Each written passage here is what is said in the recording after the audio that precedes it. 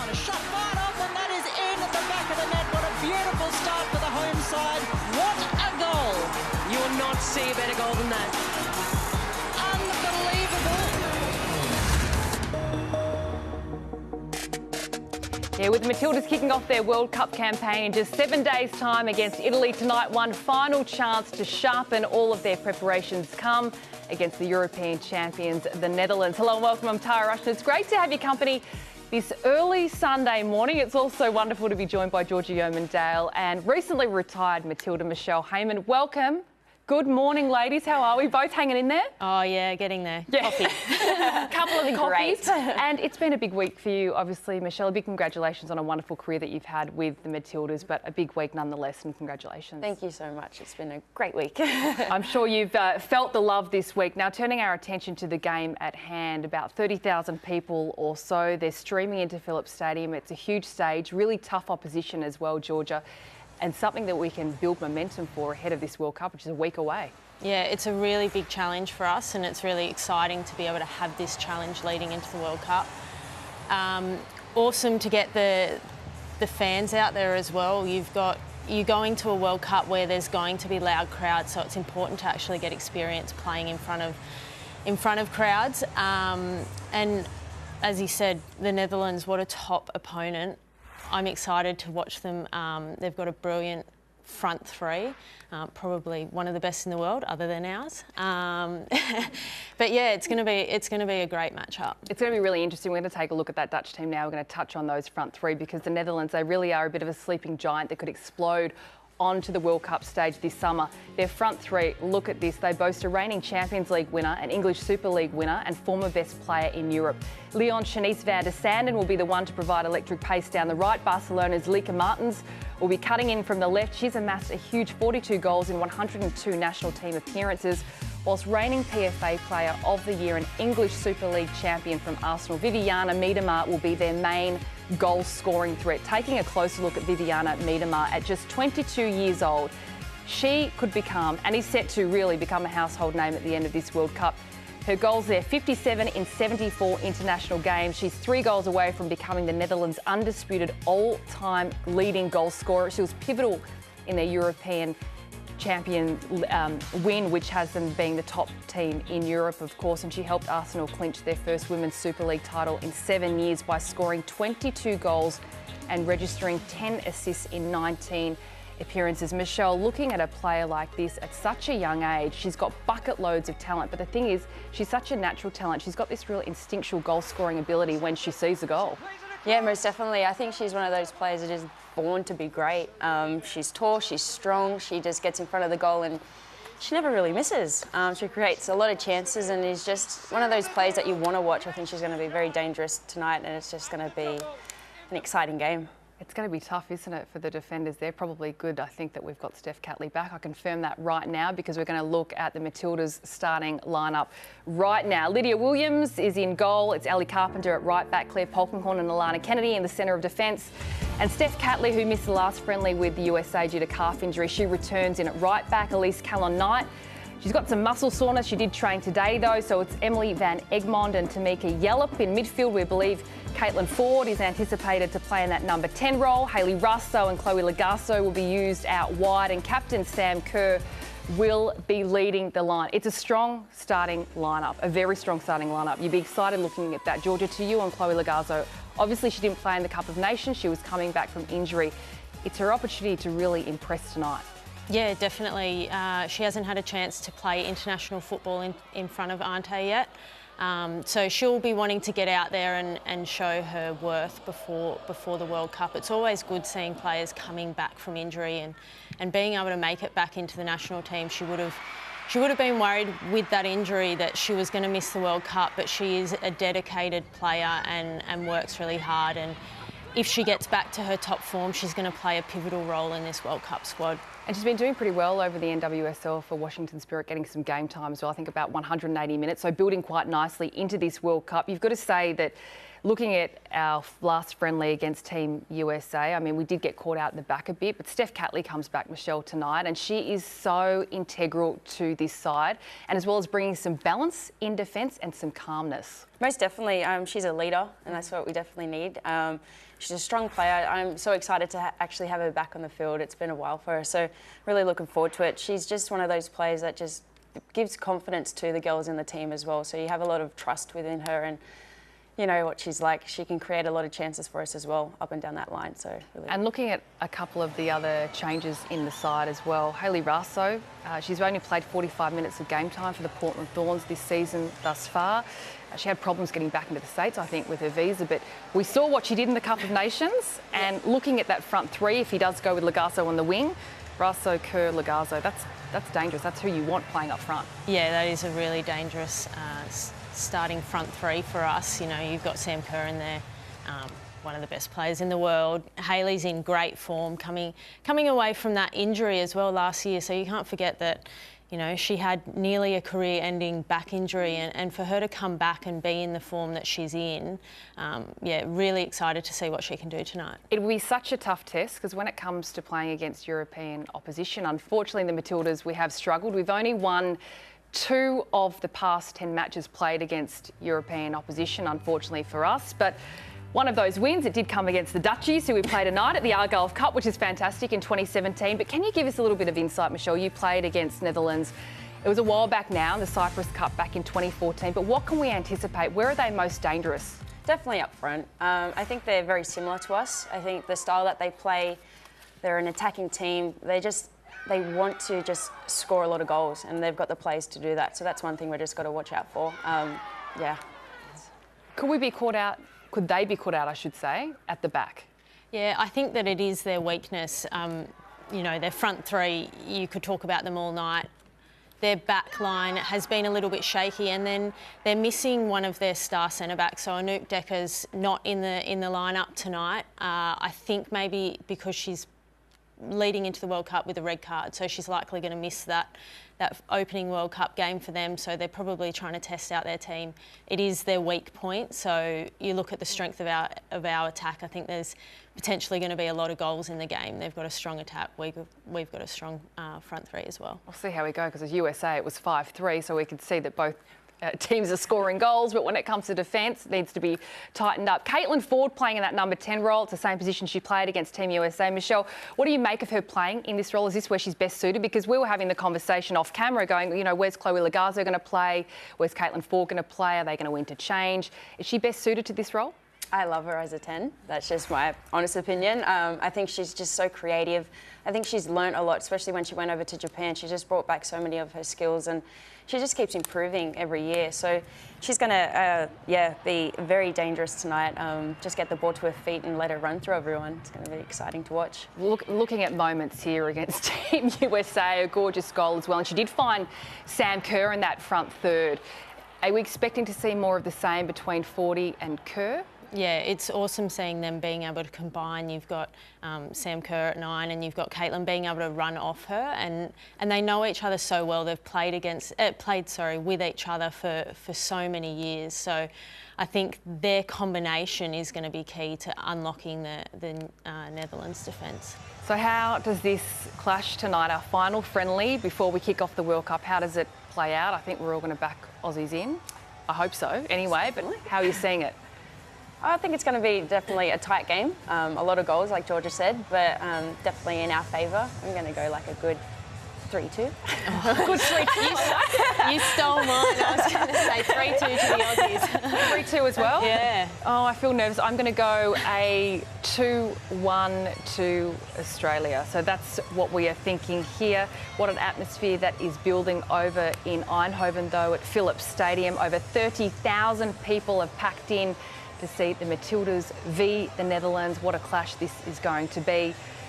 They're all in the tunnel, and the crowd, it's a sea of orange. The Dutchies, they love getting behind their national team as well.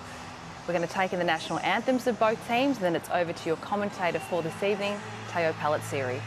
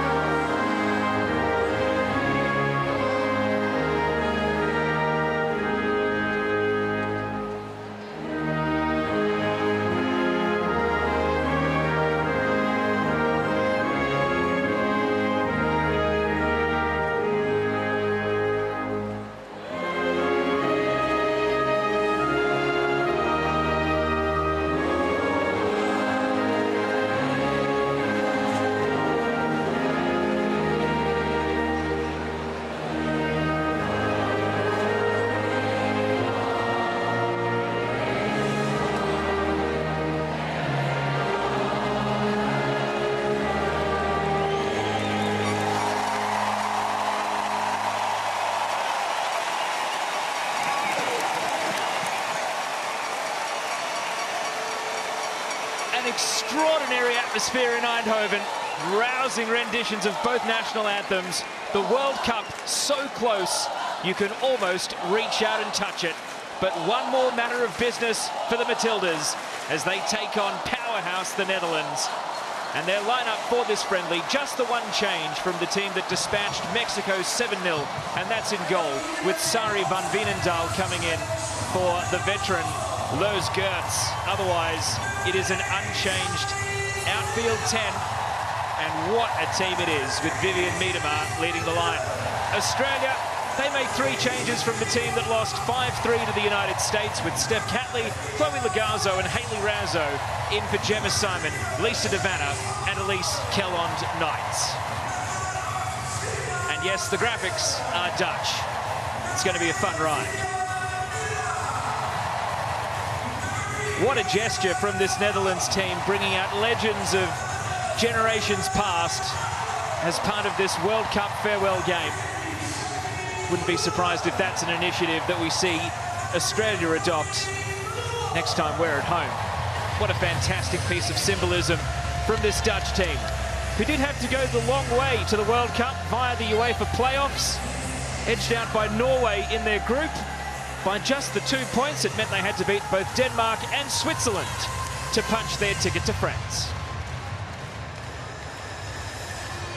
There is Sari van Veenendaal, the goalkeeper, going to greet today's officiating crew. They're all from Wales, and they will be in charge of this particular game. Cheryl Foster in the middle, Laura Griffiths and Louise Williams. Sam Kerr has the captain's armband for Australia.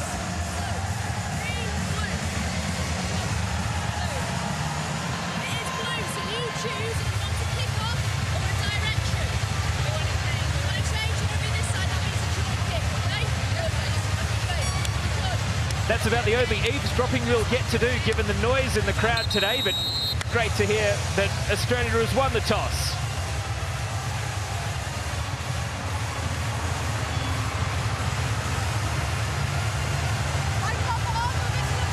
And that is Sari van Veenendaal taking the team talk, but you can see the team coach next to her, Sarina Wegman.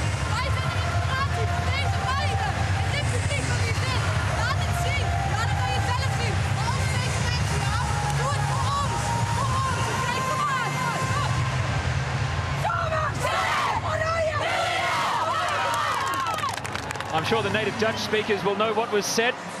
I think my takeaway is Australia is going to have to really play up if they want to crash this party.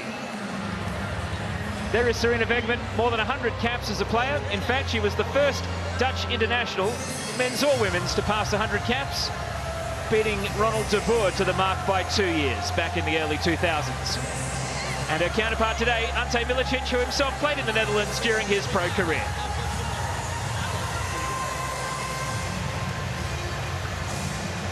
There is Vivianne Miedema, top scorer for the Dutch in World Cup qualifying, top scorer for Arsenal in the Women's Super League.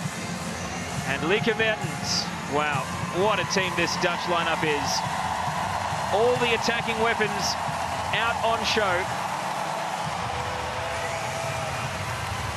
This is the sort of pressure cooker atmosphere that will be waiting at the World Cup. Italy, then Brazil, then Jamaica. But first, the Dutch, as we kick off in Eindhoven. And straight away, an early defensive header for Steph Catley on her return to the Australian lineup.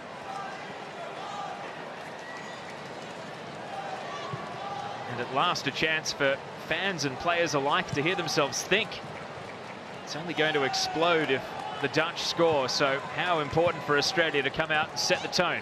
And that's what Logarzo is trying to do, but she lost her feet at the key moment, and Desiree van Lunteren is there to intercept as Catley launches onto the ball.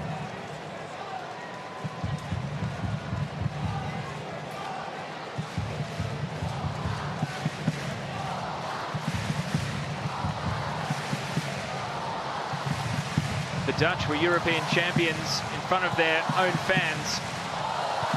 A real legacy moment for their nation in a footballing sense. Doing the defensive work here is Stephanie van der Grant. one of a number of Dutch players who scored against Australia, so they'll have to watch out for her at set pieces. Kerr's first touch. Catley. Kerr will line it up and put it over the bar, but a sighter barely 90 seconds in for the Matildas captain and superstar.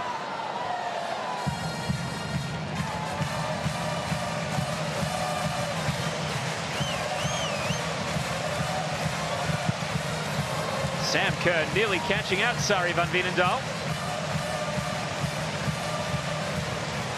Had an exceptional Euro 2017, Van Veenendaal, but would hate to be responsible for a clanger last start before the World Cup, especially given the Netherlands are playing New Zealand in their opening game, and if you're just waking up, New Zealand for the first time ever beat England earlier in the evening Australian time. 1-0, spoiling the party for the Lionesses in their farewell game. As we see a head clash here, and there's one thing that neither team wanted a week out from the World Cup. It's a serious injury, so precaution may need to be taken here, barely 2 minutes in.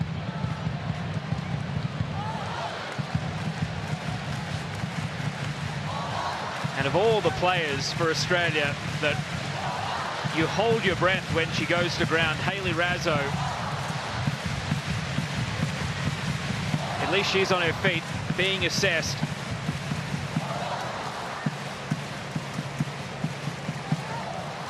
Dr. James Illich out there on the scene straight away. He'll know Hayley Raso's injury history inside out and how cursed she's been.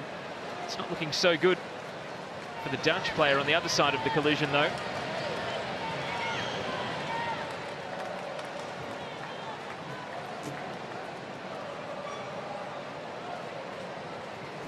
And again, being a friendly, you wouldn't be surprised if the Netherlands burn an early sub, but as we heard from Georgia Yeoman-Dale pre-game, they are already using a different backline to prepare for life without Anouk Decker due to her red card in those playoffs to get to the World Cup against the Swiss.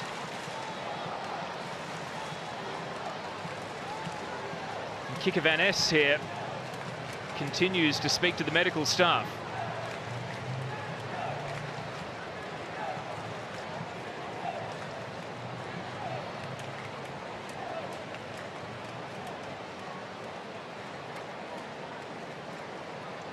Looks as though a change might be on the way sooner rather than later. It's a sad homecoming for Kike van Es. She actually played in this stadium for the PSV women's team for 4 years. And you can see there the emotion written on her face. Does not want her day to come to an end, but it looks like she's been given some bad news. And while it may have been suspicions of a head injury, she seems to be favouring her wrist here. And Merel van Dongen is being readied as a potential change. Of course, you can change your World Cup 23 up to 24 hours before your opening game. And if that is a broken wrist or worse, well, it's the sort of heartbreaking scene that no player ever wants to go through. They're down to 10 for now, the Dutch. But Ellie Carpenter can't steal the march, can get a throw, and is going to take it quickly. Turn behind for the first corner of the game. Treatment continues for Van Es.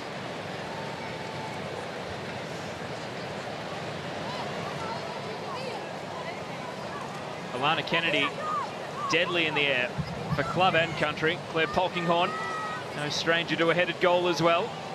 Plenty for the Dutch to think about with their defence. Down to 10 for now. What can Steph Catley conjure up? Well, doesn't beat the near player on the post, and that is a let-off on a day where Australia will have to be good with their attacking opportunities.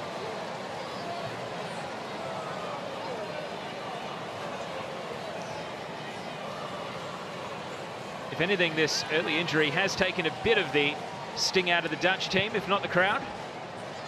Perhaps Australia can start dictating terms. Spitzer.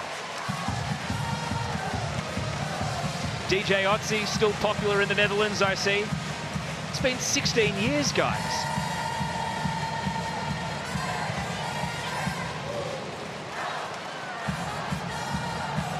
Carpenter making a challenge and physical against Grennan to win the ball. Van Egmond and forcefully hit through the channel beyond the run of Tamiki Yallop. Kika Van Es, is she wrapped up and coming back on? That is a good sign. Still trying to hold back tears here. And you imagine that it's a mix of physical pain and emotional angst here. The scare potentially that scans could later rule her out of the World Cup. For now, go out and play. The adrenaline is pumping.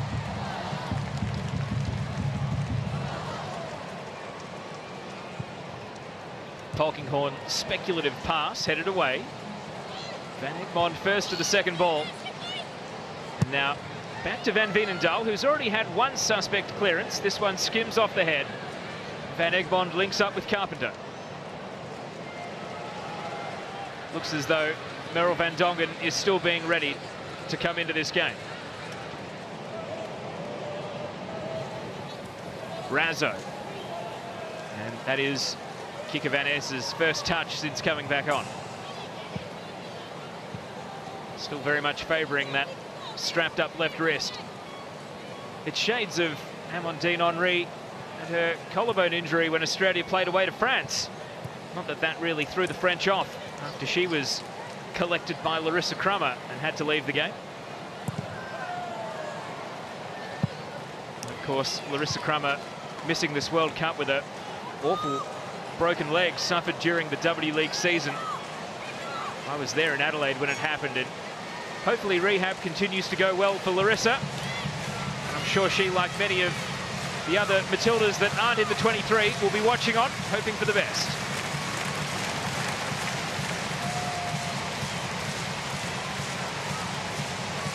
So another corner for Australia. Catley trying to do better than the first one, and that does ask a few more questions and is turned out.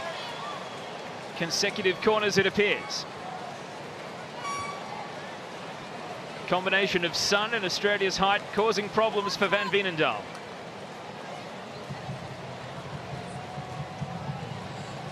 Is it third time lucky for the Matildas? Header by Miedema. Didn't know a great deal about it, but it does clear the area.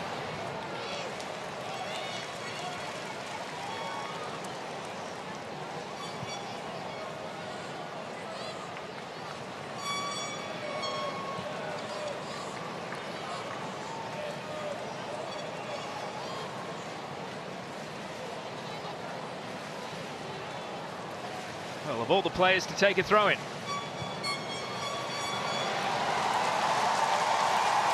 Carpenter, more tenacious work. Well played early by the youngster. And now Razzo. Van Egmond. And Kennedy will seek the safety of Lydia Williams.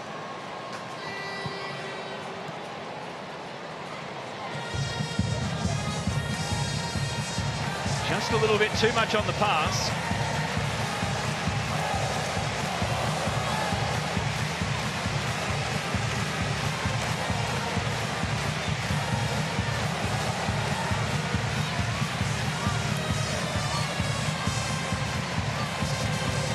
First real sight of the ball for Van der Sanden.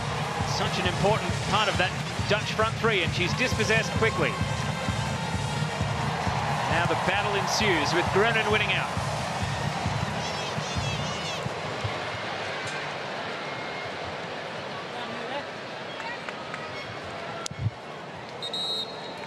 And word has come as Van Dongen makes her way up to stand next to the fourth official.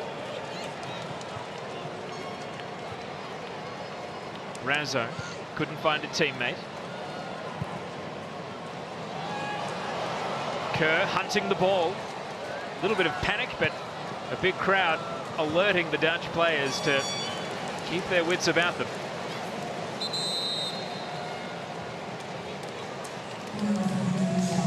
And so for a player that called Eindhoven home for 4 years, it is a sad pre-World Cup farewell for Kika Van Es. We hope it's good news and she will be playing in the tournament. On comes Merrill van Dongen.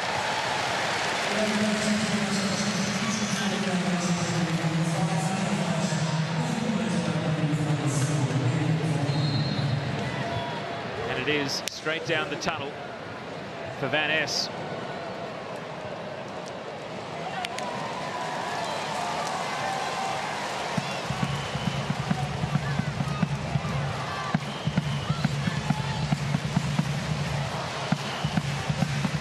So far, so good for Australia. They've arguably had the better of the attacking looks during the first 12 minutes.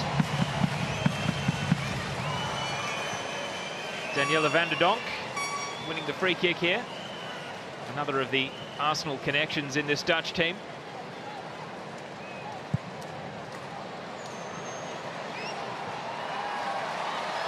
Martens taking on Carpenter and leaving Carpenter behind. Williams was caught out, and what a miss from Van der Sanden. A free header after Lydia Williams went without the ball, and Lieke Martens skinning Ellie Carpenter on the left.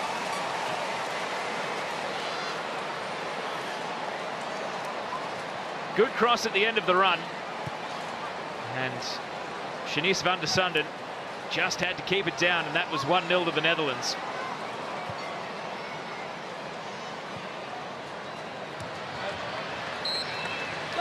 Best attack so far for the Dutch.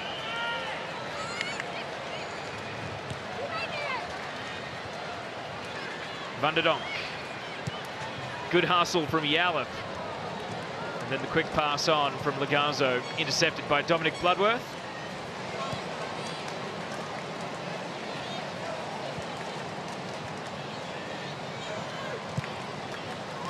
And Bloodworth again. Australia trying to press the ball, and they win it back. The little dink over the top from Jalep, just a little bit too much on it for Sam Kerr. But tactically, Australia will like that. A little example of what's possible when they press the Netherlands and hurry them on the ball. Carpenter, case in point. Australia keeping that intensity high. Ante Milicic prowling his technical area. As you can see, he's got the Dutch lanyard, as do all his staff there. Ivan Jolic is offsider. Really pensive look on the face of Sarina Wegman. No doubt unhappy about losing Kike Van Es to injury just 10 minutes into this game.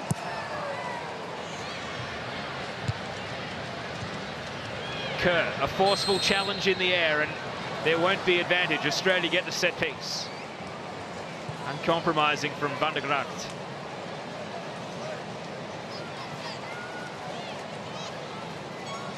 Sam Kerr, yet to score in what is now her 4th game against the Dutch. And when we talk about her winning those major individual awards like World Player of the Year, she has only scored 5 in 18 against UEFA opponents. So there'd be no better stage than the World Cup games against Italy, for example, to remind Europe what she's all about. Catley on set-piece duty, 2 in the wall. It is just a drifter. Logarzo. Kerr. Attention from Van der Sanden. Sam Kerr fashions a cross, and it's a great half chance. Razzo made contact, but with no real force, and held onto by Van Veenendaal. Almost a blind turn and cross from Kerr, but there were Australians lining up to chase it. And Razzo was the one that made contact. Straight back into the action again. Hayley Razzo running at defenders. And closed down well. Credit to Bloodworth making the challenge. And now a ball over the top. Flag goes up on Vivianne Miedema. You could just hear the crowd rise though.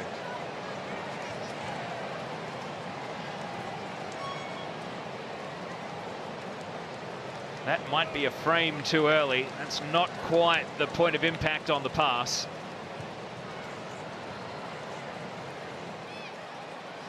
Of course, it's been another hellacious week for VAR. the Men's African Champions League final abandoned after barely an hour due to VAR not being available.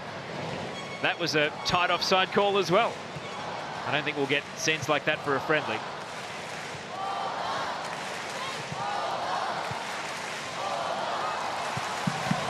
This time it's the Dutch turn to win the ball back. Grunen. Spitzer. Bloodworth goes back to the goalkeeper.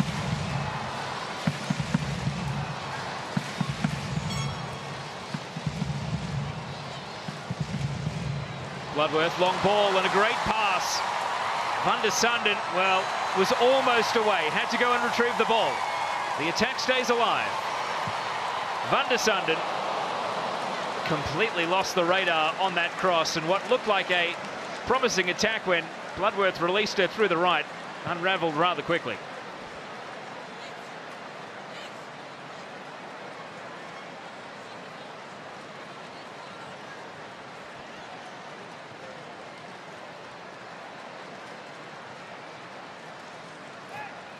Van der Gracht.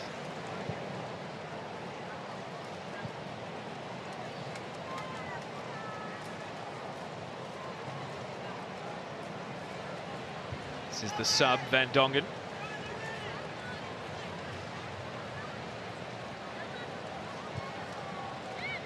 Martins and Van Dongen. Can't evade Razzo. Take two.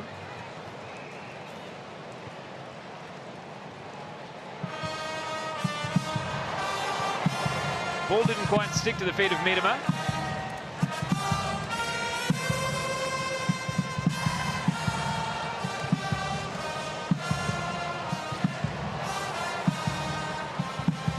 Van Egmond's back pass, dangerous. Just a little bit shallow, and Lydia Williams, who is good at coming off her line and playing in that high role for a goalkeeper, very much required on that occasion.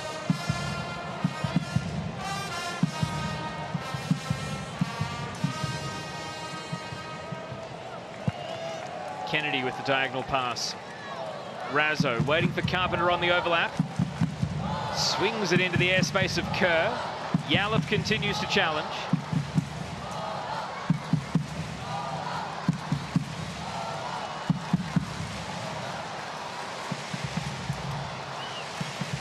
Daniela van der Donk, you can see her right arm very heavily strapped. Likely an elbow injury from that kind of taping. Looked a bit foul throwish from Carpenter. Yallop doesn't care. Van Egmond's cross is met by a first-time volley. And what a moment that would have been for Chloe Logarzo had she been able to find the back of the net on her first appearance under the new gaffer, Ante Milicic. Was perhaps caught in two minds between control and shoot. It just looped off the tip of the toe.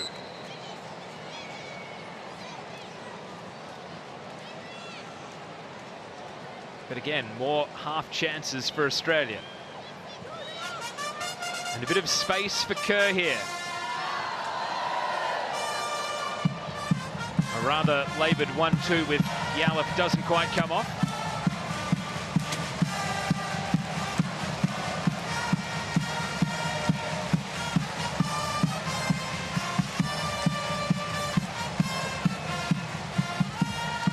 We've had DJ Otzi, now we get the Pet Shop Boys, and the Dutch fans love it.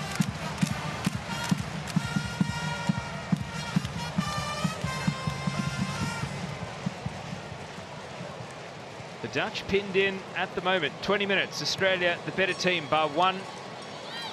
Excellent headed opportunity for the Dutch.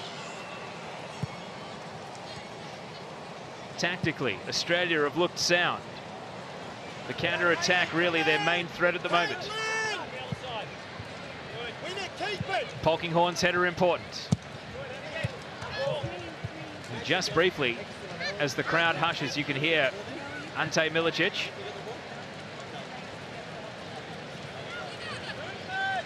The officiating crew today from Wales, so no language barrier to deal with there. unless, of course, they only speak Welsh. Lagazo. And that pass just breaks straight away from the potential runs.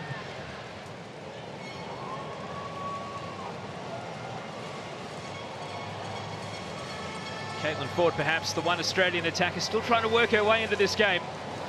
The Dutch FA said they sold more than 30,000 tickets just before kickoff. Fantastic crowd. And a high boot here from Razzo on Van Dongen gives away the foul.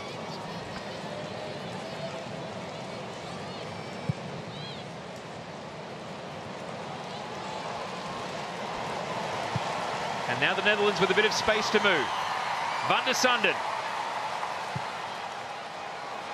And it was all just a little bit stationary in the box at the end of Van der Sanden's run.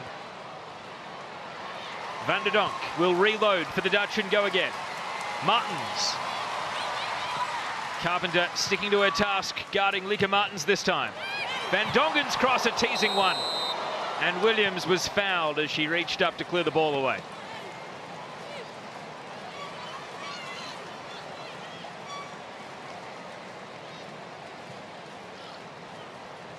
Oh, I've misspoken.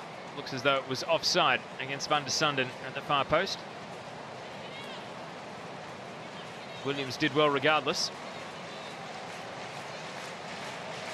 Shanice Van der Sanden of Lyon, a dominant powerhouse of European women's club football. And of course, she played a vital role in getting the Dutch to the World Cup, scoring in the playoff against Denmark. And that was only the semi-final stage. They then had to go and play two legs against Switzerland as well in order to qualify for the World Cup. They won both of those two-legged ties 4-1 though, showing their strength.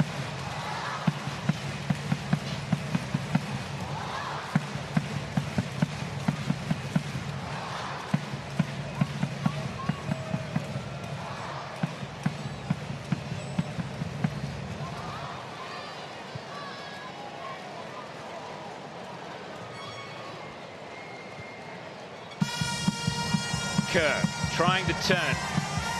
Bloodworth has stuck to Sam Kerr like glue so far in this game. And the only time the elastic is really broken is when Kerr goes and chases the goalkeeper, and again has done so to good effect. Caitlin Ford. Bloodworth back in position.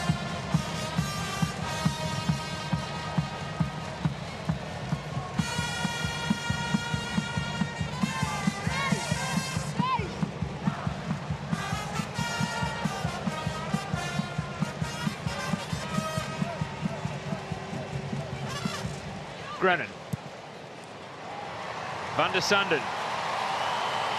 Martens making a run in the middle. Van der Sanden launches that one into the stratosphere. Of all the players involved in today's game, Van der Sanden is the only one to have played for Liverpool. So I'm sure later today she'll be as emotionally invested as anyone in the men's Champions League final. Right now, though, the focus is very much on the ball here. There's really been a magnet to it for so many of these Dutch attacks. They hug their wings with Van der Sanden on the right and Lieke Martens on the left. And they're just trying to unlock the quality from Van der Sanden at the moment, who's made very good position, but has just lacked the excellent touch, which we see right there. And as soon as Van der Sanden sharpens up, Australia concede a corner. It was Desiree van Lunteren getting forward on the overlap that did it.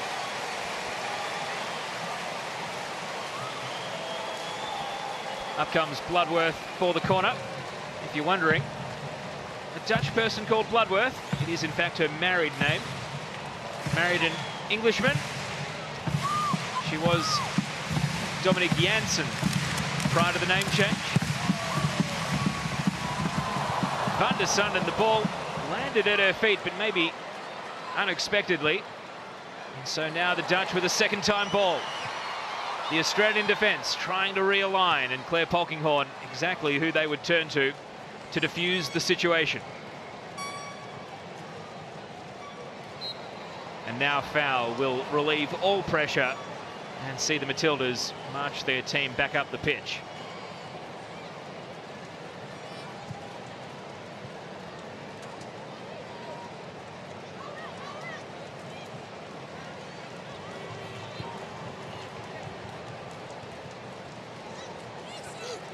Lucaso did well to scramble out of a 1-on-2.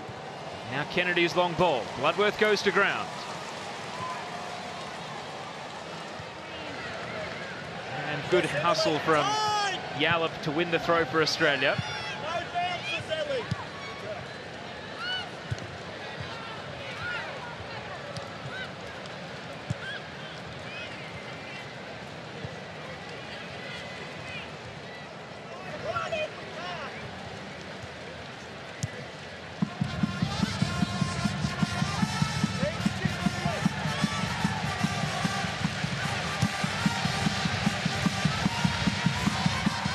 Well, nowhere near the ball, Van Egmond. Advantage will be given. Martins and the Dutch aren't away because they had two players offside there, I suspect. Van der Sanden protests. It's all smiles on the touchline, at least. And this is Van Egmond, just through the back of Daniela van der Donk. She's done well to avoid a card, as you can see there. Van der Sanden onside by an absolute mile. And you don't have to worry about Vivian Miedema in the middle, as she wasn't relevant to where the ball was going. Anyway, Australia won't care. It's a call that broke in their favour, although this attack for Raso is quick to end as well. And confusion reigns on both right wings.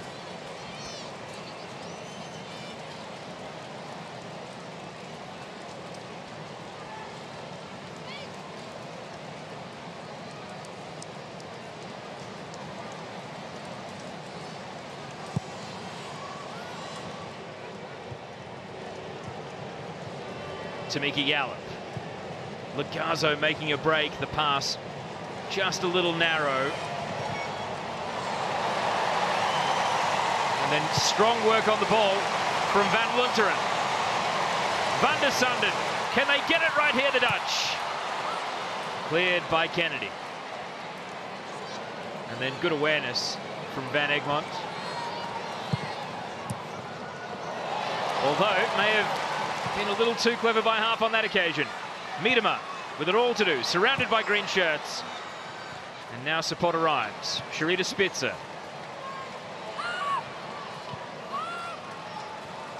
Back to Van Lunteren.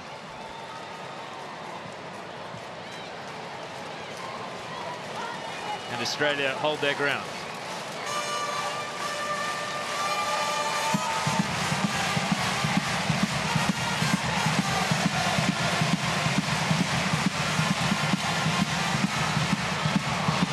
Speculative cross, Miedema!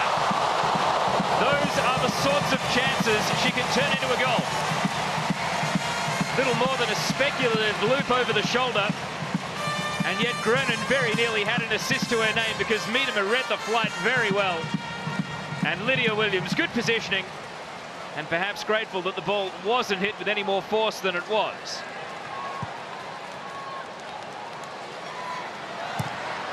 Or late challenge on Polkinghorne, and Van der Donk, who was clearly unhappy with how Van Egmond took her out a few minutes ago, gives it back to Polkinghorne here.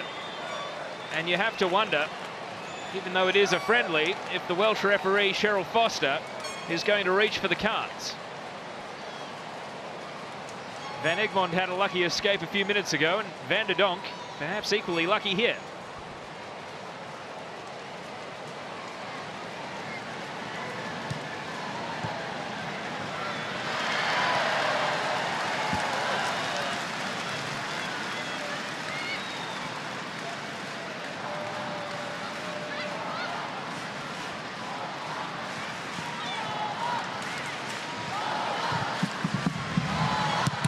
Polkinghorne cleared it into Carpenter.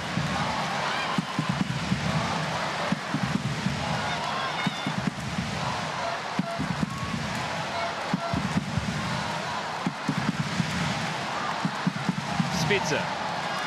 Martins. Bloodworth.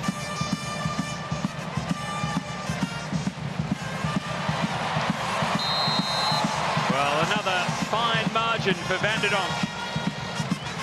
Dominic Bloodworth's left foot really is so good at steering some of these long passes. And Van der Donk knew exactly what was coming. That's not the greatest angle to try and read whether or not she had gone offside. Again, Australia won't mind the call going in their favour. But they really do have to get wise to the long ball from Bloodworth here, who for a centre-back really does seem to have excellent distribution.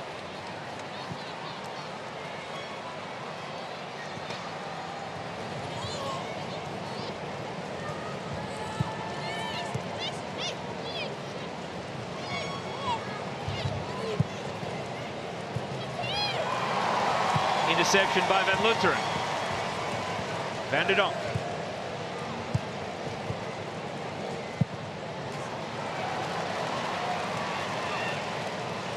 And even Shanice van der Sanden knows the limitations of chasing long balls over the top.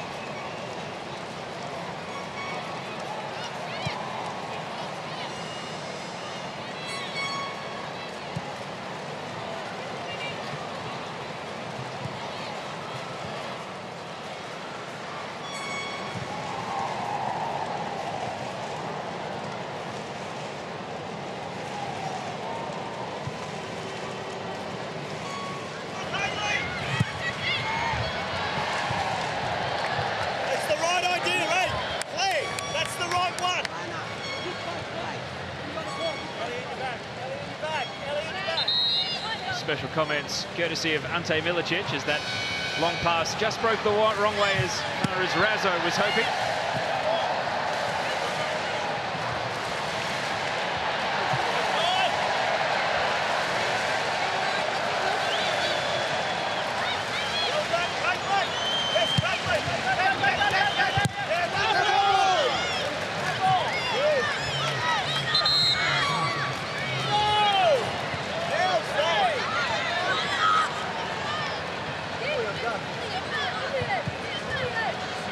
Nothing to divide opinions like haggling over a throw-in on the halfway line, but still, they're fighting for everything at the moment. This really does have a World Cup-esque intensity to it, this game at the moment. It's quite clear that neither team wants to give any ground.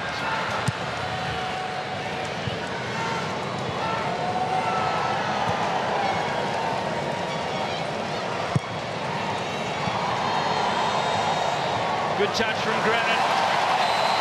And this time the Australian back four were all aligned in their appeals to trap Van der Sanden offside. And the whistles come for the assistant referee. You feel for Louise Williams.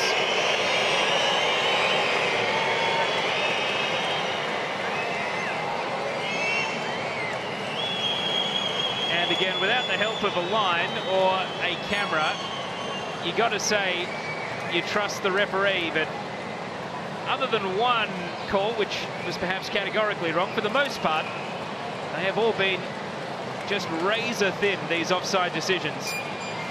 And now Vivianne Miedema has taken a seat, and that is not what the Dutch wanted to see. Did force that one save from Lydia Williams in this half. It's hard exactly to read what the ailment is at the moment. The Dutch team will take the opportunity to have a drink.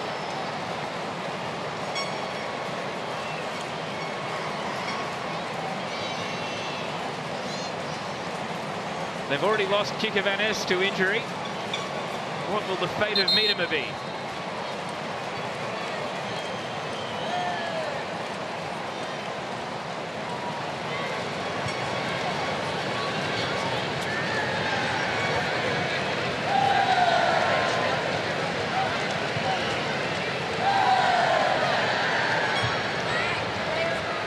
Looks as though, after a rather relaxed discussion, that the Dutch superstar will be waved back on, which is good news for the Dutch and good news for this game as well. to Kerr. The long shot from Lagazo, blocked. And then can't win it back. Miedema back involved. Razzo chiming in. Sees Yallop. Australia with numbers in the box. Bloodworth can't stop Yallop. And now Razzo stinging the hands of Van Veenendaal. The Netherlands trying to counter, but that is a rather directionless long ball. But what a good build-up for Australia. And it ended with the shot from Hayley Razzo. Just couldn't make the goalkeeper work. Had to get a bit more shape to send it wide of Sari Van Veenendaal. Good touch from Kerr. Australia in the mood. And that is a final touch. Although it may not have mattered because the whistle had gone on Lagazo anyway.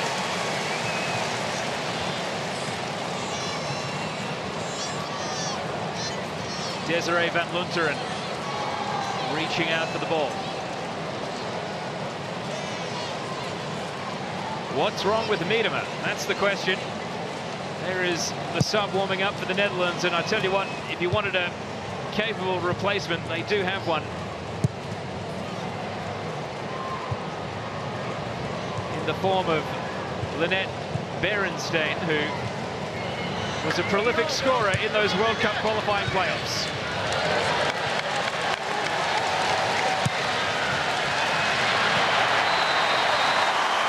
Miedema tries to rise to a sprint here. The whistles continue for the assistant referee.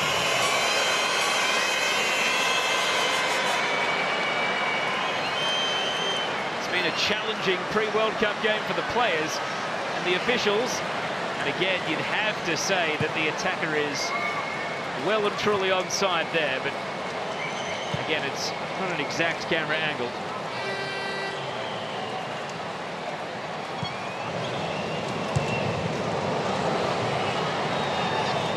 Van Egmond.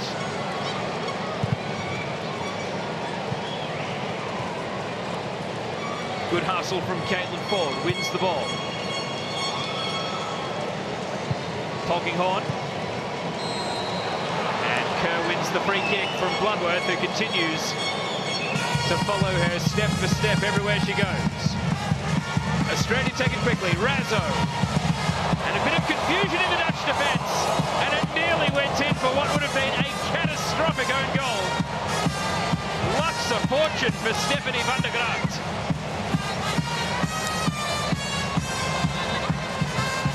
That would have been the sort of highlight the Dutch did not want going around the world 1 week before the World Cup. Sliced onto the crossbar.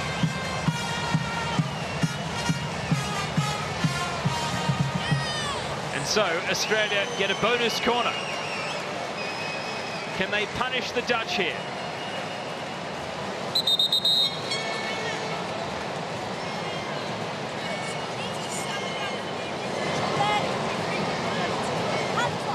Lagazo and Van der Donk get the talking to.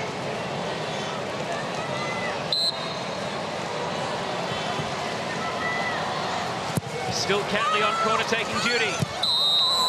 And in the mess of bodies, Alana Kennedy has committed a foul on Van der Gracht.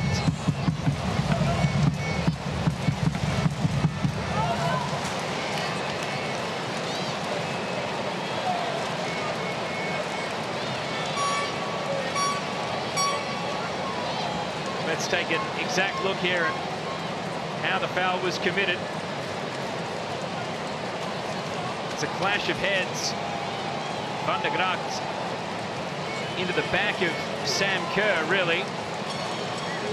This has become a really destructive first half for the Netherlands. Van Es subbed out. Miedema to the sidelines for a quick word with the medicos. And now Van der Gracht receiving treatment as well. And there's still about 5 minutes until half-time.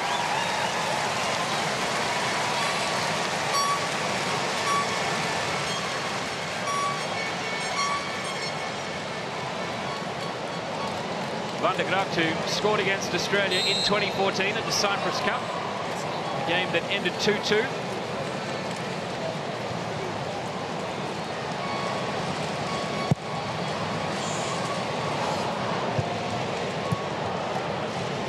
Will we get a goal before the break? The game has had everything but one so far. Really has delivered the entertainment to whet the appetite for the World Cup. Van der Gracht is cleared to return. Caitlin Ford.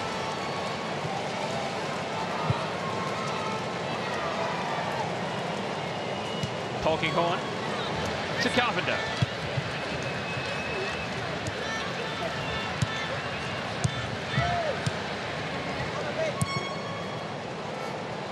Razzo, first touch, had to go and chase. And then sent sprawling by the challenge from Sharita Spitzer. And Australia tried to take the free kick quickly, but the referee motions that the ball was still moving. Has to be brought to a stop before play can restart. So that will potentially lead to an alternative strategy here.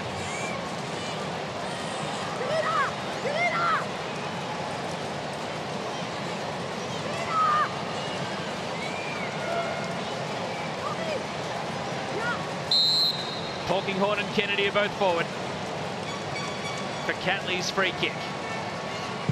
The runners break, but it goes right into the heart of the Dutch defenders, and Bloodworth is able to clear. Emily van Egmond. Now Van Dongen. Martins deep in defence. Trying to launch a counter-attack. And Van der Sanden has switched wings over to the left side. And Ellie Carpenter is able to find the keeper, and then Van Egmond, a hot potato for Carpenter, who wasn't able to make ground.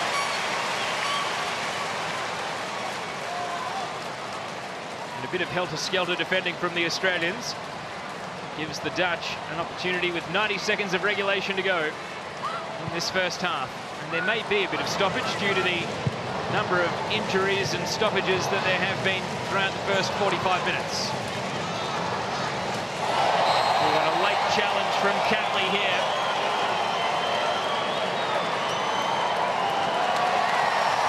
And that is the first yellow card of the game. Safe to say it has been coming. And for wiping out Jackie Gronin, it is Steph Catley who is the unlucky player that's first in the book. Gronin, well, her pass may have been going out for a throw regardless. Catley will have to be on her best behaviour for the rest of the game. And after missing the match against the USA, safe to say they won't want to sub her out. I think they want the minutes in her legs going into the Italy game to start the World Cup tournament. Australia have had a number of these mid-range free kicks. Let's see what the Netherlands can conjure up. Kerr's header. Daniela van der Donk. Off the neck of Polkinghorne. Well defended. And then Sam Kerr commits a foul and the pressure stays on.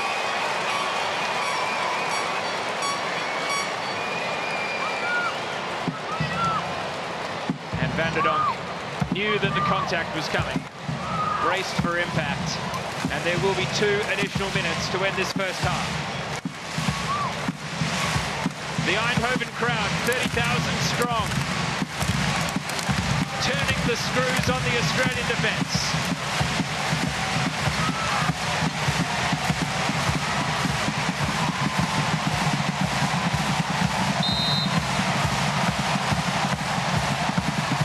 Spitzer's free kick.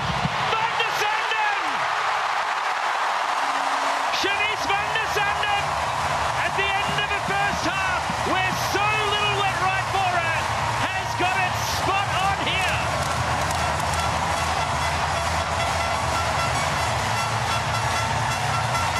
An outpouring of emotion in Eindhoven as the Dutch lead.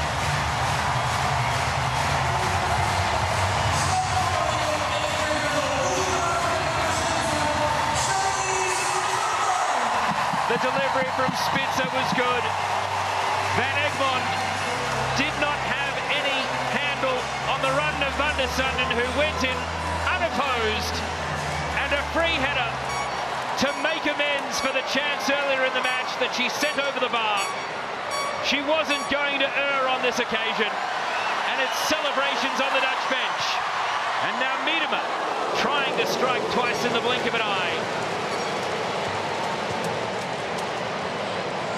And for all the chances Australia have created, the moment of quality that this game needed arrives for the home nation. Seconds to go before the halftime whistle. Can Australia take parity into the break? Kerr is there! The net's open! Australia, no! No!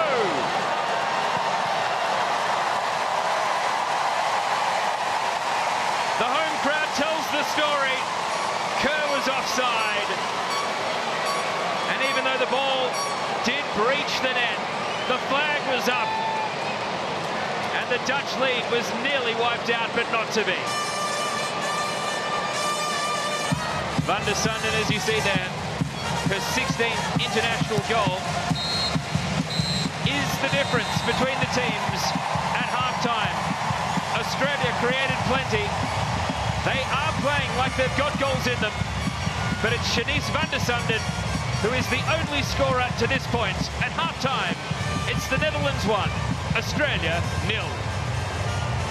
It was a pretty exciting end to the first half of action over in Eindhoven. Netherlands, though, they head into the sheds. 1 goal to the good. We're off to a short break here on Fox Sports. We'll be back on the other side, joined by Michelle Heyman and Georgia.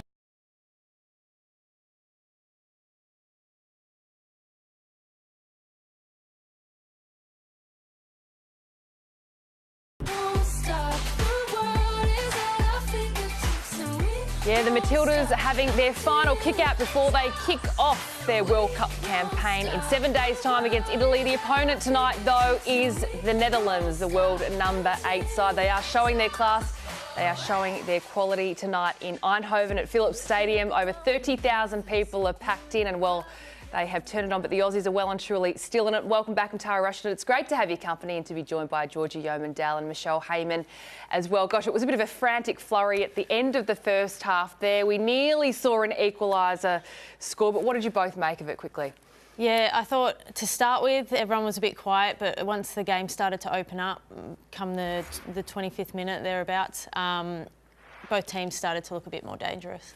Yeah, I think we had more ball possession. I think we were creating a lot more chances. Maybe their chances were a little bit more threatening than ours, but other than that, it's only early in the game, so we've got plenty more chances to come. Because we did seem like it looked like Sam Kerr was in there and was about to score an equaliser as well for us, but it has been Shanice Van der Sanden who has been an absolute menace. It seemed like, Georgia, it was going to only be a matter of time till she scored because she was dangerous in that first half. Yeah, she looked really dangerous. She's a really quality player, really quick.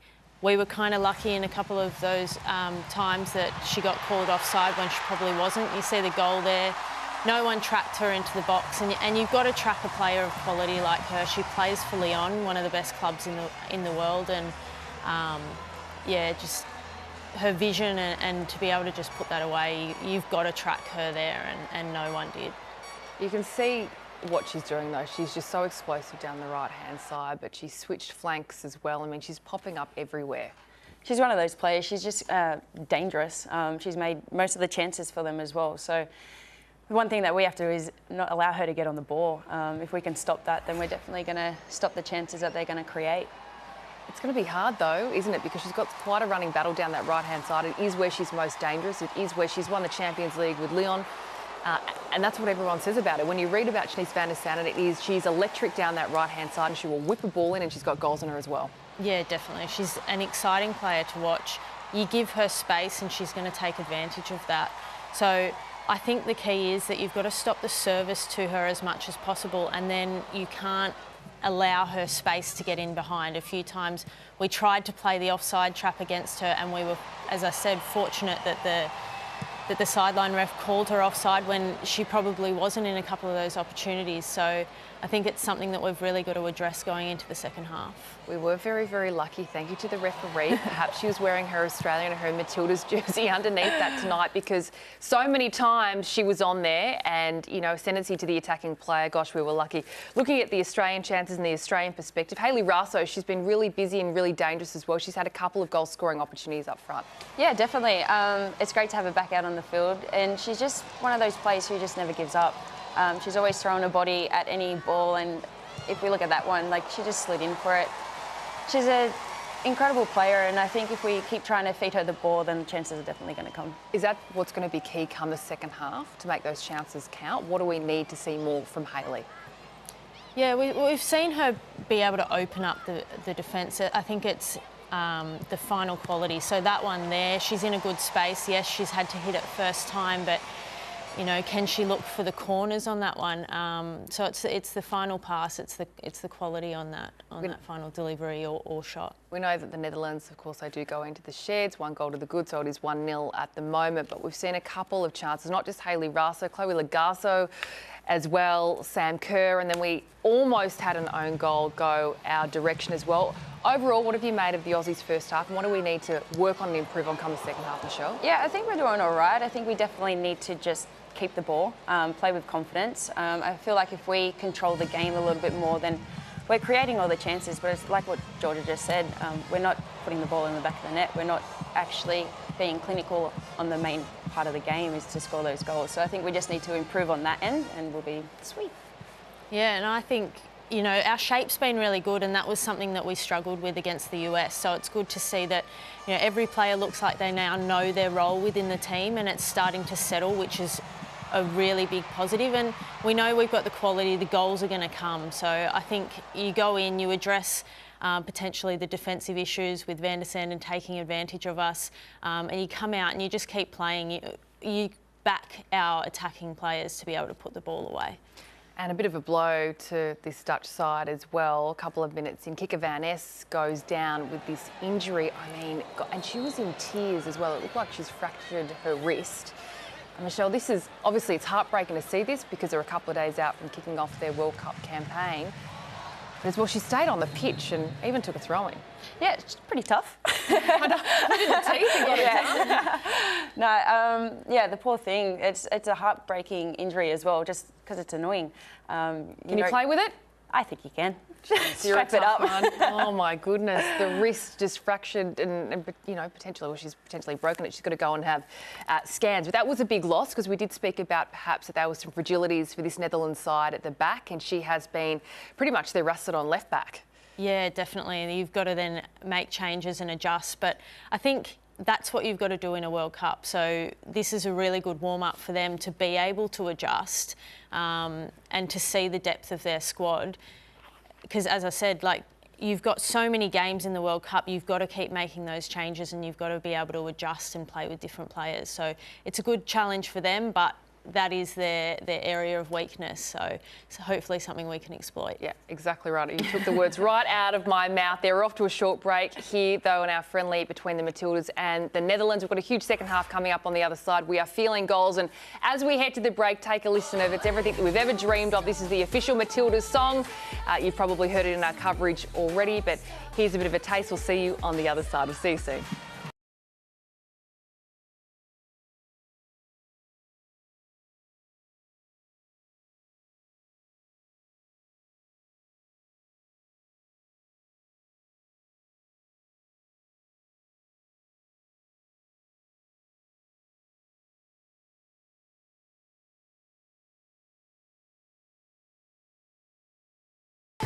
Yeah, welcome back to the final friendly ahead of the World Cup between the Matildas and the Netherlands. 1-0 is the scoreline right now, that at the end of the first half.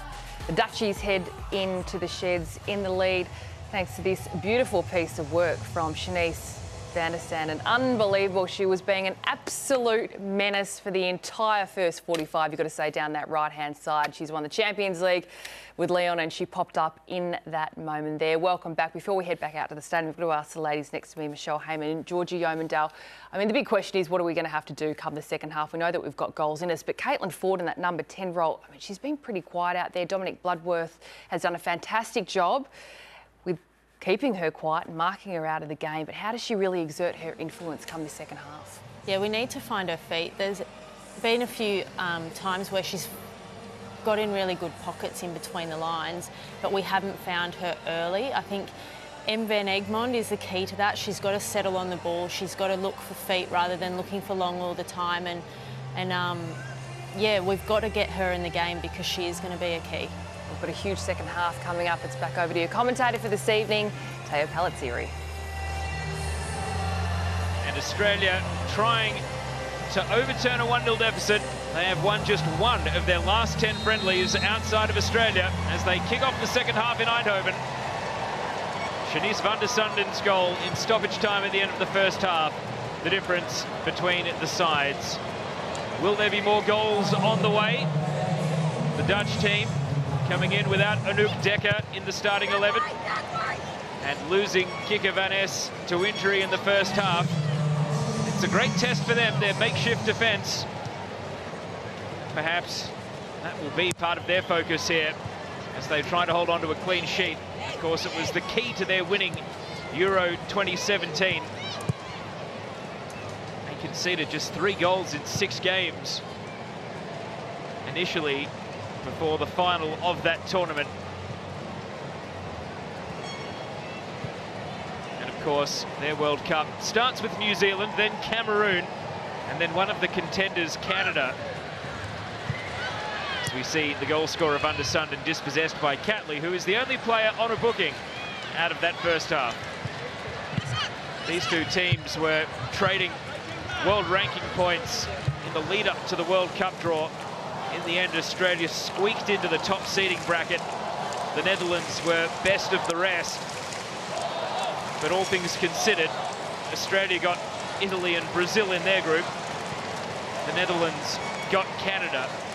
So maybe they can both feel as though they got groups that are winnable. And in a tournament where a number of third-place teams go through, only true disaster, you would think, we'll see either of them, touch wood, go out at the group stage.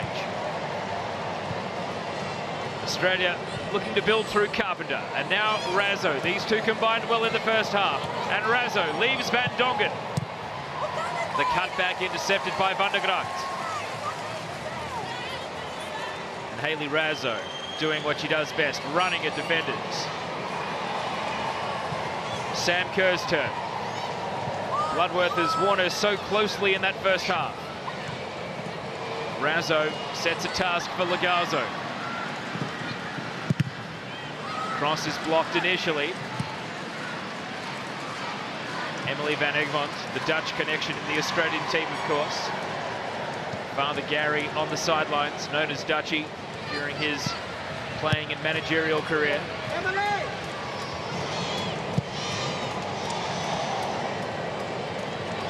Carpenter, good control, and then turns and goes. All about the pass now. Leaves Van Dongen. Carpenter into the knee of Bloodworth. And now Razzo. Carpenter wanted the ball again, but called for it from an offside position.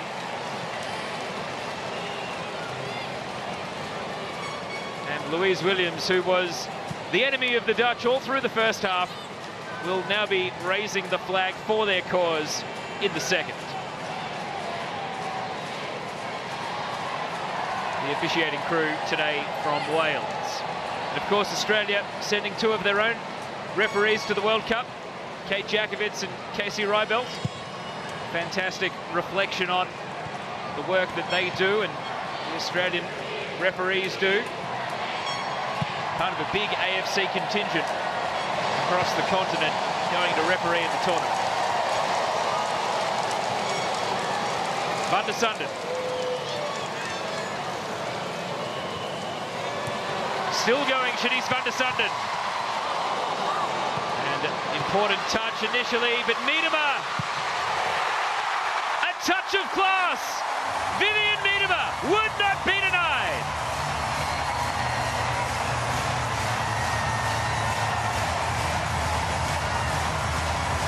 The Dutch farewell party is going to plan now. And a goal early in the second half means it's all to do for the Matildas.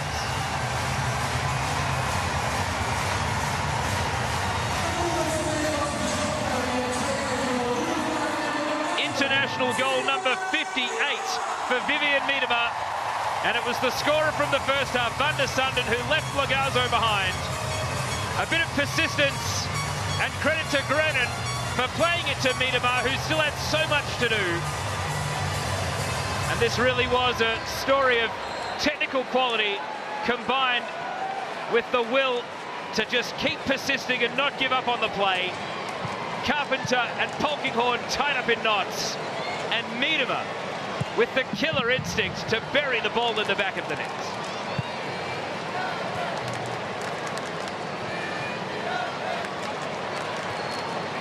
And if Australia wanted a pre-tournament friendly that would push them physically, emotionally, mentally, they've got it right here.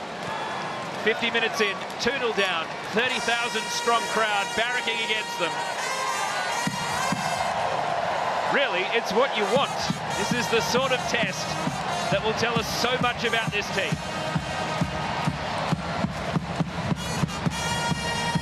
Maybe you don't want to be 2-0 down, but, well, we're here.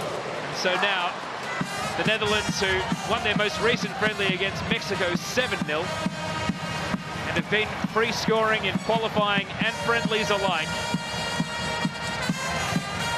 Maybe we'll get to see exactly how ruthless they are as they try to add to their tally.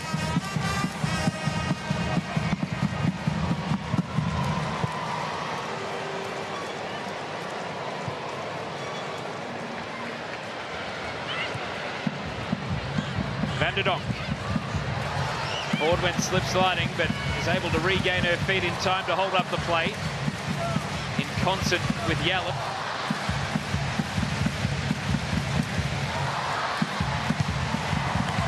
Dangerous back pass, and Razzo has read it best, and maybe should have gone to ground when Bloodworth went for the professional foul.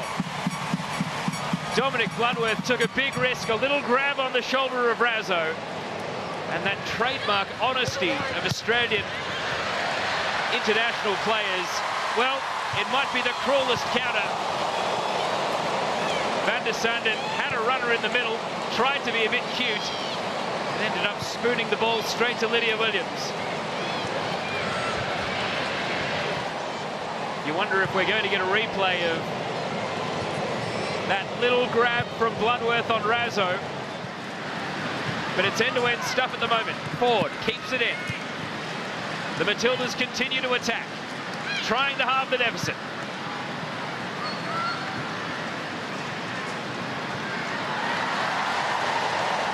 Physical stuff from Catley. Brave challenge, went on a yellow, but got the ball. And now Carpenter made to work. Grenon protecting the ball. Spitzer. And Bloodworth. And the Dutch calm it down.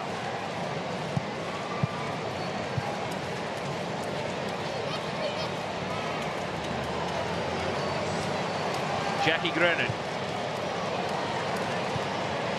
Now Spitzer. Van der Donk. Red alert for the Matildas. Miedema can't get to the ball before Catley. And the flag was up in any case.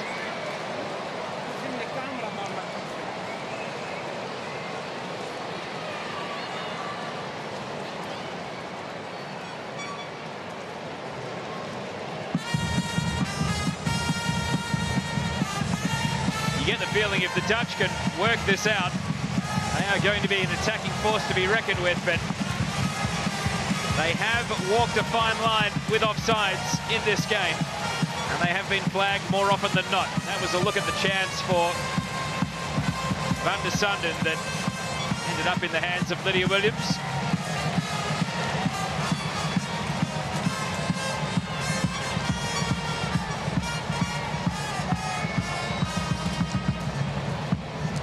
Van Egmond, no go with the passing channel there. Spitz have blocked it initially. Kennedy's long ball. And Yallop wins it out of the sky and wins a corner off Van Dongen. Here's the dangerous back pass from Van der Donk. Razzo ghosting in. There's the grab. And maybe just not enough for Razzo to merit going to ground.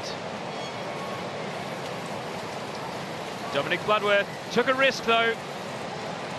You do that to a crafty enough player who can make it look like a bad enough challenge. It could have been a red card. No attempt to play the ball. Here's the corner though. And Polkinghorne, who can be so good in the air, a lot to do with that header, and looped it over in the end.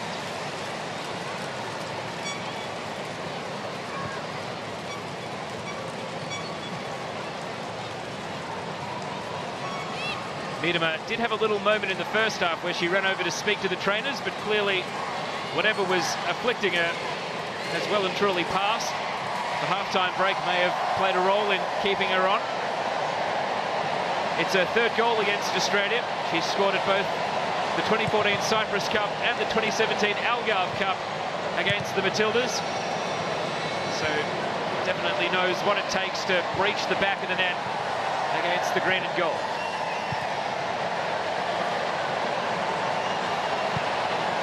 Kennedy had to be careful with Van der Donk looming.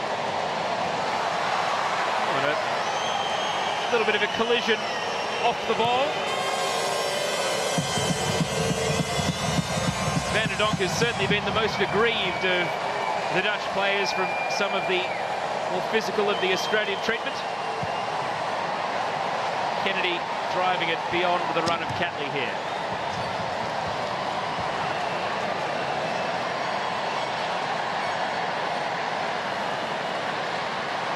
Look at that crowd. Exceptional in Eindhoven. What a send-off for this Dutch team. Every single one of the 23 players and all the coaching staff will feel as though there is a nation well and truly united behind them here. Of course, the men have had such a heartbreaking run in World Cups, losing finals, 3 of them, 74, 78 and 2010. We see Jackie Groenen here a little bit sore. Holding on to her midriff. And like the men who won Euro 88, the Dutch women's national team won Euro 2017.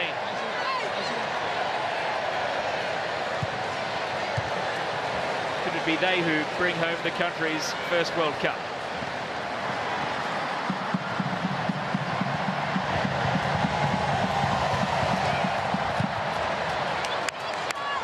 Australia trying to just advance territorially here, get themselves back in the game.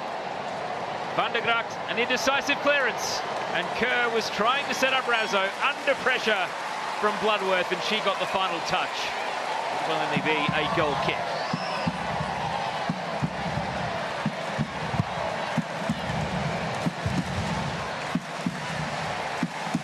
As we approach the hour mark, only the one sub made in this game. It was a forced change as well. Kike van Es coming off for Merel Van Dongen in the 11th minute. Both teams naming very strong lineups. Suppose there won't be too much experimentation. The game still feels hot. The crowd a big part of that. Razzo. Kerr leaves it. Tamika Yallop! What a save!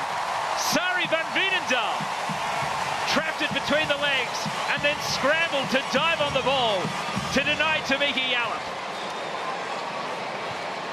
Great little touch from Kerr, ricocheted off Van der Gracht, and Tamika Yallop, who scored that historic goal when Australia beat the United States for the first time, very nearly had another very important strike to add to the collection there. Being denied by a top save from the Arsenal goalkeeper, Van Veenendaal.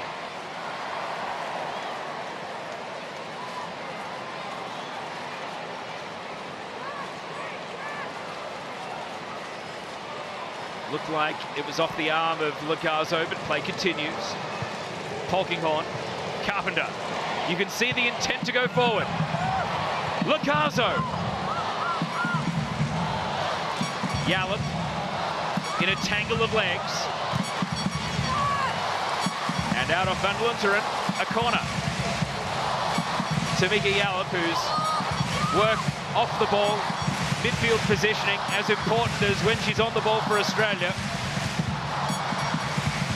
Starting to swing the momentum in favour of the visitors.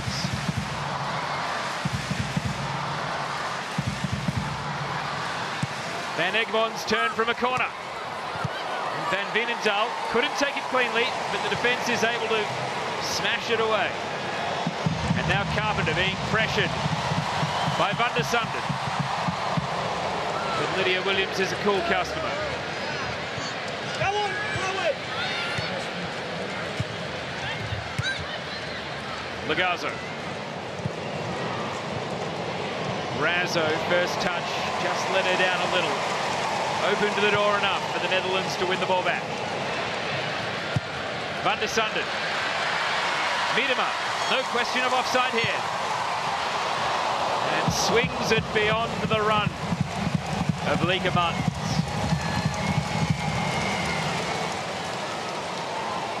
And when they have space to roam, these Dutch attackers, Australia are scrambling to make position.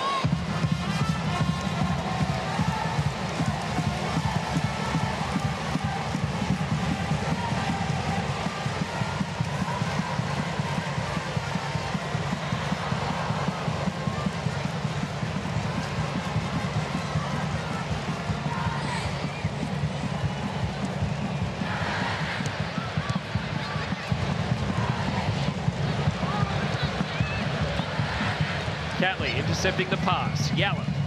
Kerr. Razzo was the target, but the pass under hit.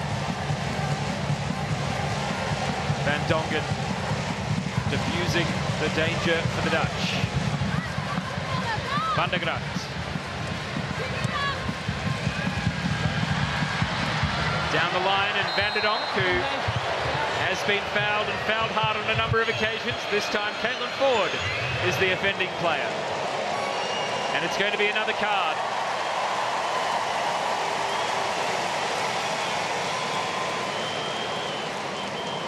Oh, no real intent to win the ball there, just went for the legs. Caitlin Ford wiping out Daniela Van der Donk.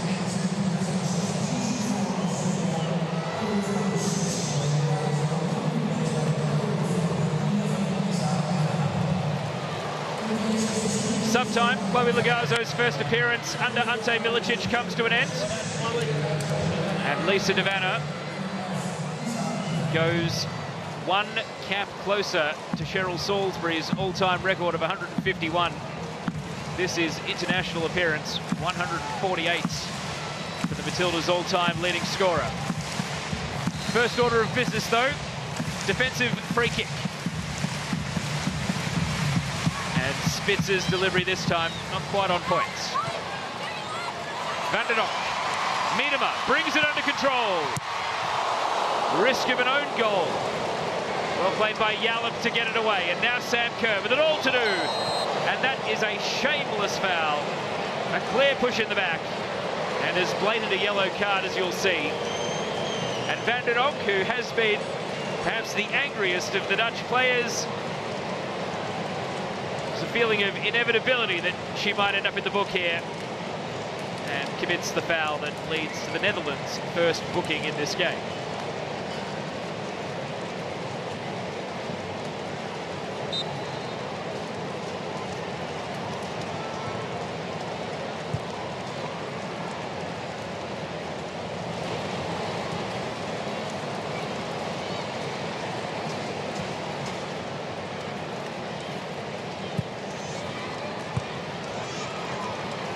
Carpenter, still full of energy.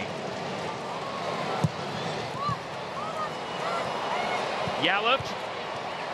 Oh, didn't quite swing full-blooded at that shot. Really more of a scoop rather than a strike. And that apprehension comes unstuck. Dutch fans absolutely loving the atmosphere in Eindhoven. As you can see, the terraces there and the seats there.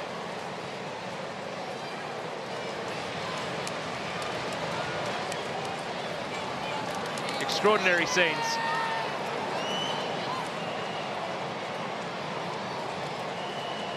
And you wonder how many of those Dutch fans will be making their way to France to fill the stadiums with orange.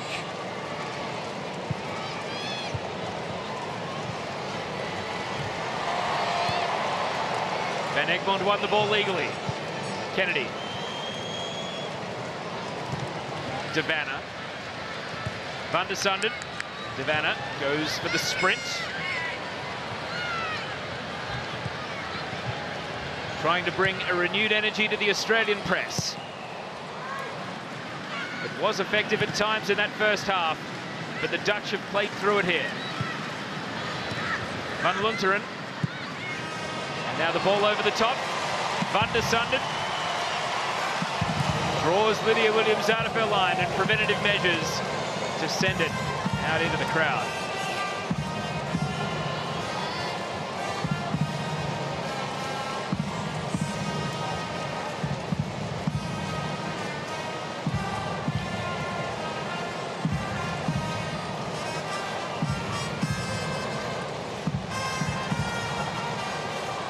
Van der Sanden. This time a back pass that goes awry, and Sam Kerr brought down by Van der Graat. And Sam Kerr's last two involvements in the game have been to draw fouls and bookings from Dutch players. And they really have got wise to how to best stop Sam Kerr. Foul her near halfway, even if the cost of doing business is a booking. Again, no attempt to win the ball, simply to impede and then eventually stop the opponent.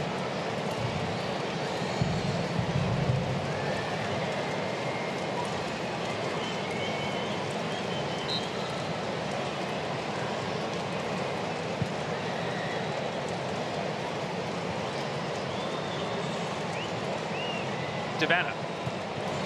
Well, the referee got a little touch. It may not have been enough to allow the pass to reach its intended target. Is the referee going to call for a drop ball here, perhaps?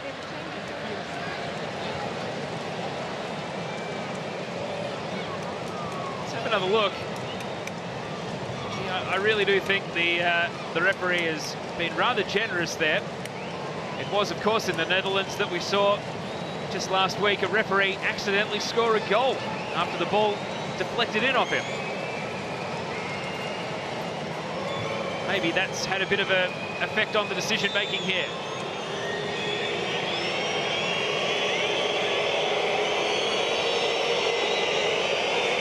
So will it be a contested drop ball, or will Australia give it back?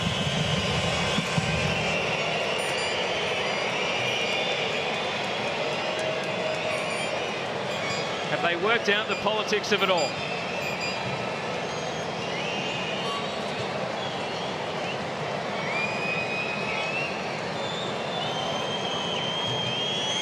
There we go. Australia's ball. That is curious. Anyway, I guess that happens in a friendly. Somehow I don't think we'll be seeing that in a week's time in the World Cup. The referee deciding that their entirely accidental involvement in the game merited stopping play and giving Australia the ball back. And all of a sudden, time is becoming the enemy of the Matildas. Just over 20 minutes to go.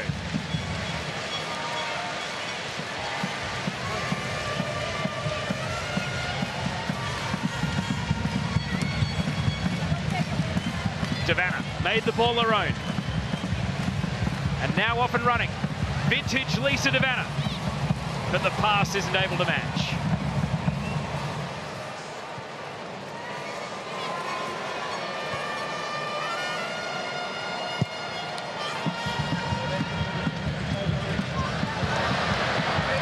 The ball reared up in Kennedy off the turf. Van der Sanden. Catley.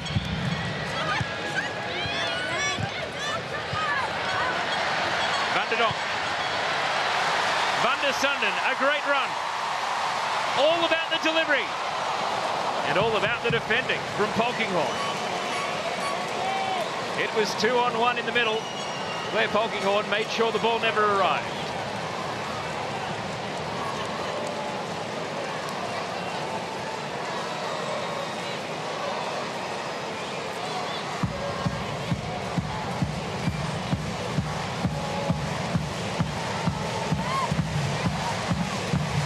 Sharita Spitzer, the real iron woman of Dutch football, cap 162 today.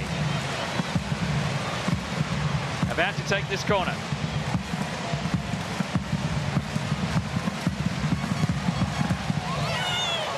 Oh, and it was nearly a free header, but it is the third, lashed in.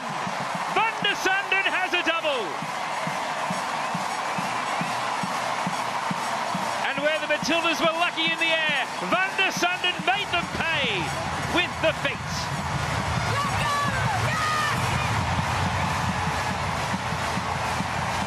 It's 3-0 to the Dutch. They are going roaring into the World Cup. And the Matildas with 20 torrid minutes to go.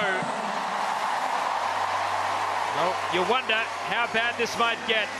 The big fly from Van der Gracht distracted many. Van der Sanden not so. She puts up the hand to the air as if to say, you haven't given me enough. Get louder, Eindhoven. International goal number 17 for the Lyon winger.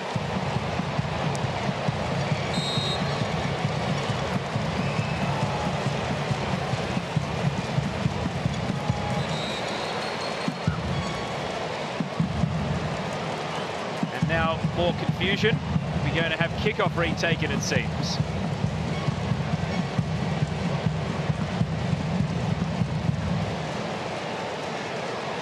That is the case. So a do-over. Australia find themselves 3-0 down. Van der Sanden's double with a goal for Miedema in between. De Vanna.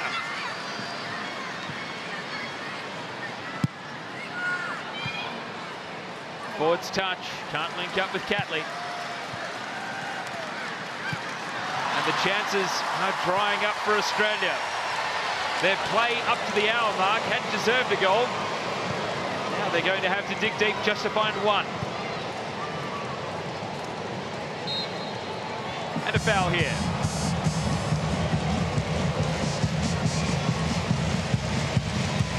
Ante Milicic sinking into his chair. Ivan Jolic, one of his assistants. Here's Carpenter. And that honed in on the target. Van Veenendaal forced into a save to deny Ellie Carpenter what would have been just her second international goal.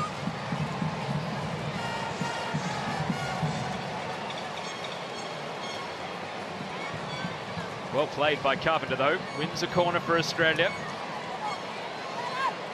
Polkinghorne and Kennedy, the obvious targets. Catley lifts it in.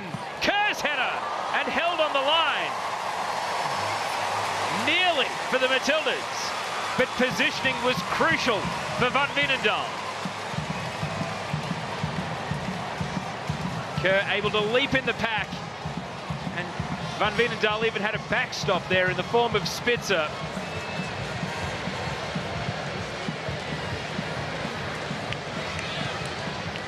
Ford. Van Egmond. Jalop. Kerr. A good run from Kerr. And the Dutch a little ponderous. Sending the ball behind for a corner. Sam Kerr nearly able to intersect keeper and defender. And at 3-0, that's the last player Australia wanted to see.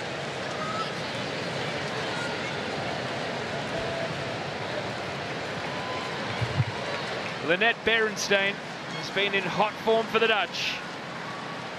Looks like she'll be off the bench next, as Kerr again is nearly first to the header.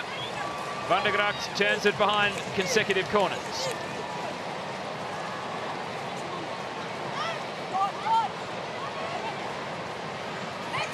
Short corner this time. Van Egmond. Kennedy threw herself at the ball. Razzo. And Hayley Razzo puts it on the roof of the net. Australia have had a good few minutes here.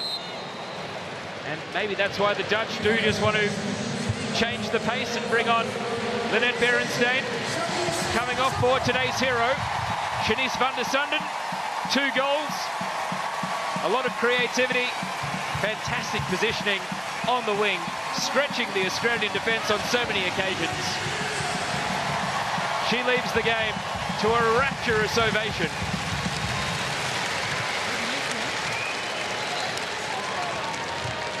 And on comes 22, Lynette Berenstain, who scored 5 goals in World Cup qualifying, but crucially, 3 of the 4 goals against Denmark in the playoff semi-final. If there's one reason the Dutch are going to the World Cup, it's the number 21 chasing the ball here, Berenstain.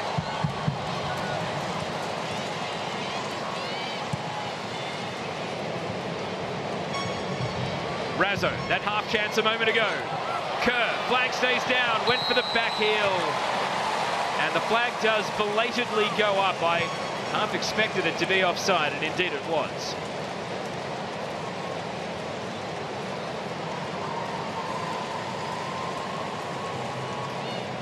Dominic Bloodworth just assisting Shari van Veenendaal there.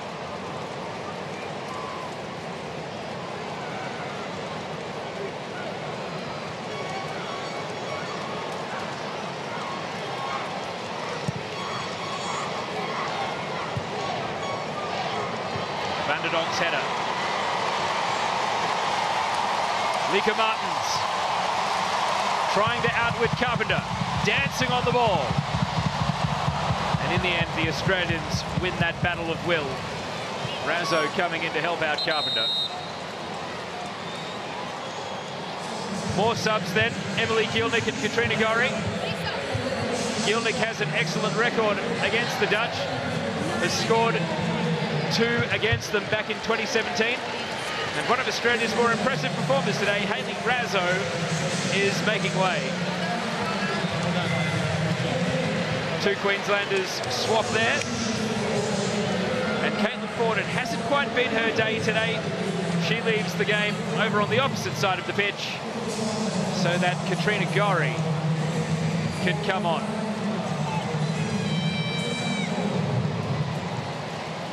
On comes Gorry for cap number 74.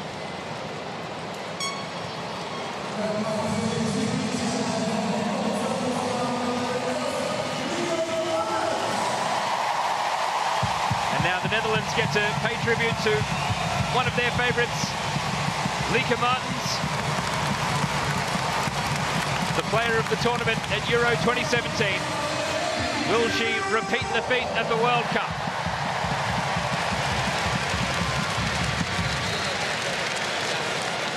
And on comes Jill Roord, who, after that red card to Anouk Decker against the Swiss, was a sacrificial sub who had to go off early in the game in tears. Such was the emotion for her and the risk of losing her spot in the Dutch team. Well, all's well that ends well. She's in the 23 and she's into this game. Berenstain couldn't get past Catley on that occasion.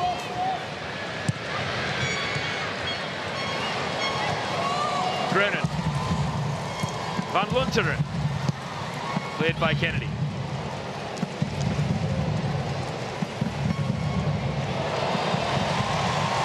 Great positioning from Grunen. And it was all Australians at the fall of the cross. Polkinghorne not taking any risks though, putting it out for a corner kick. Jackie Grunen has actually signed for Manchester United. They got promoted into the top division of the Women's Super League this season with an entirely British team. And they'll be pretty happy with Grunen as their first international signing. There's the number 19, Jill Roord, the most recent sub.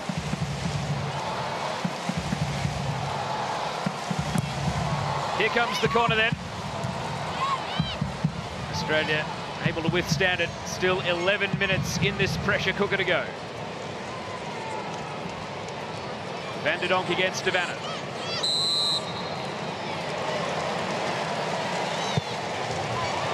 And the Dutch have caught Australia napping. And it is Jill Roord who tried to score with the element of surprise.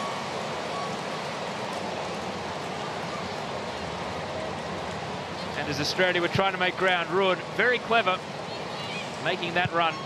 She was actually the youngest member of the Dutch team at the last World Cup in 2015, went as an 18-year-old. And now called up again at just 22 to go to her second tournament.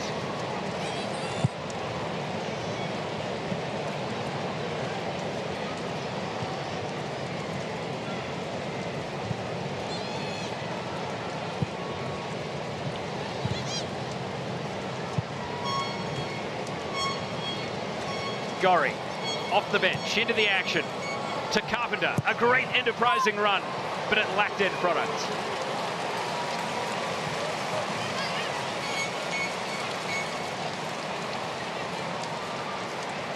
Carpenter, a fan favourite both in Australia and of course the United States, where she plays for the Portland Thorns. More Dutch subs on the way. In the foreground is Renate Jansen, and the background, the number 18, Danique Kirkdijk.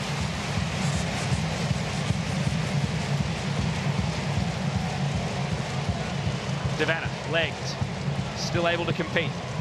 Roord, back to Van Dongen. Polkinghorne.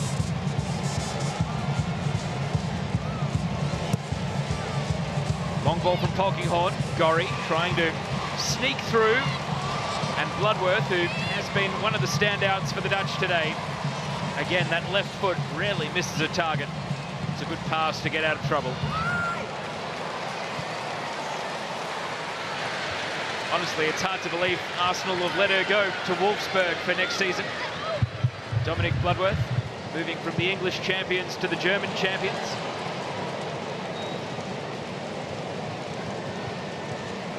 I guess if the Dutch have a good World Cup, her value might skyrocket. It could be a shrewd piece of business to sign players for the various European leagues before the World Cup takes place.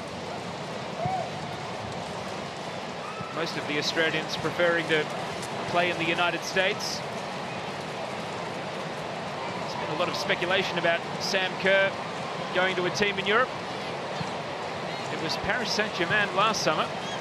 We'll wait and see how the World Cup goes to see where she gets linked.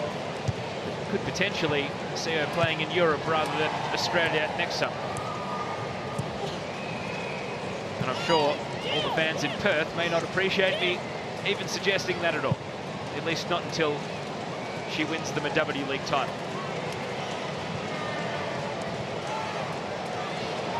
Spitzer, dispossessed, well played, and now Kerr. And Bloodworth, her shadow today, is there again.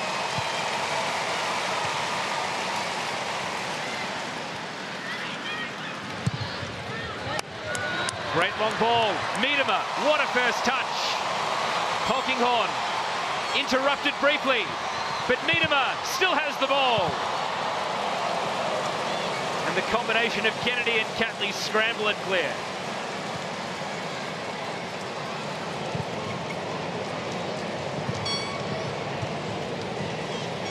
Vivianne Miedema might feel as though that should have been her second and a fourth for the Dutch. Desiree van Lunteren, her number might be up here as Danique Kirkdijk comes on. She was actually cut at the final stage before the 2015 tournament, so she'll be thrilled that she's made the 23 this time around. She's coming on here for Stephanie van der Gracht, who has been a big part of the Netherlands keeping a clean sheet to this point of the game.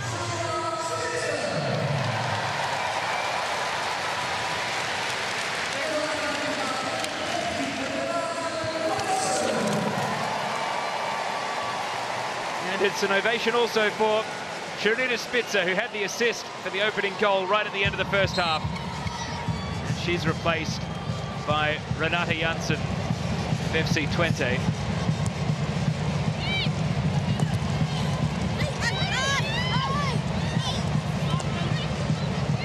Only 29 years old, Sharita Spitzer, 162 caps. And did have 2 goals against Australia, but I don't think she'll mind that she hasn't added to that tally today, given her team is well and truly in command of this match.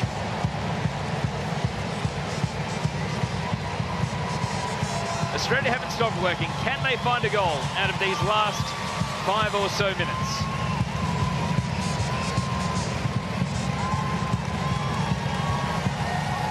Gilnick, Catley getting forward. And the cross a bit too close to the keeper, but not before Yallop was able to make a real go of challenging for it. And you can see how much this clean sheet will mean to Sari van Veenendaal.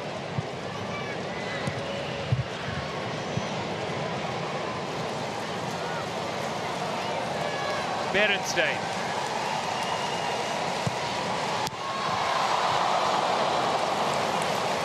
And Renata Janssen straight off the bench. First touch, not a good one. Could have been so much better. We've got a sore player here. And Merrill van Dongen, who came into the game due to an injury, may now have done herself a mischief here.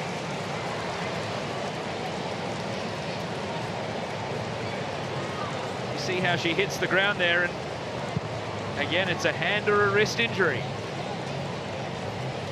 Maybe a thumb.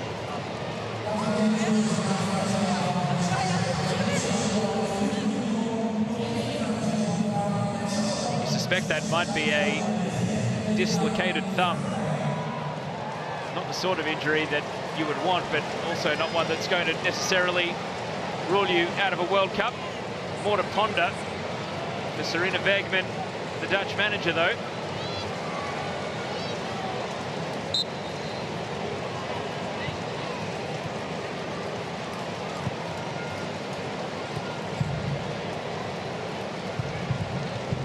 Just horrendous luck, really, for both Kike van Aes and also Merrill van Dongen.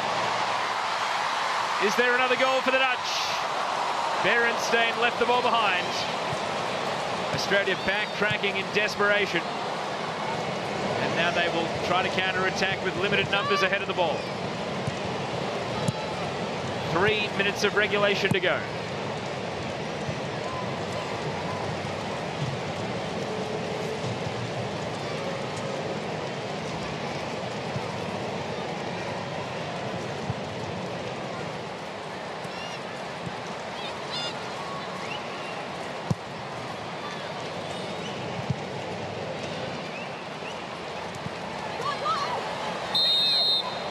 Whistle goes, and it will be an Australian free kick, arguably in Alana Kennedy range.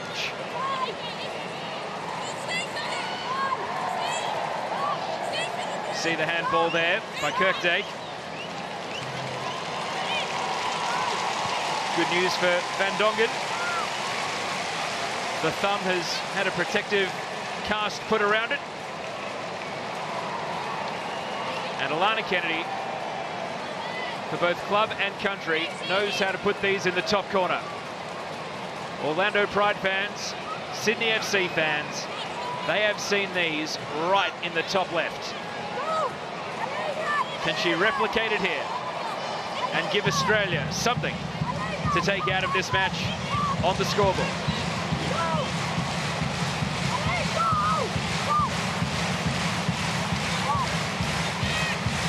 Five in the Dutch wall. Van Veenendaal waiting on the line. Alana Kennedy, can you do it again? Not quite. That one well over the bar.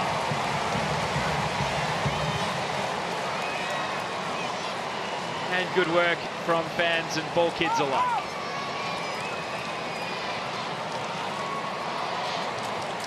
Australia's record against European teams. And of course they do play against one in Italy to start the World Cup, 2 wins in what would now be 14 matches against UEFA opponents.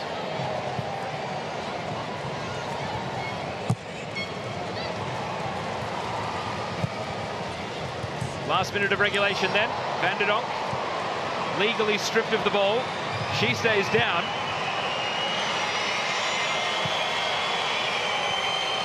And as the ball runs out, that will give a chance for Van der Donk to be tended to.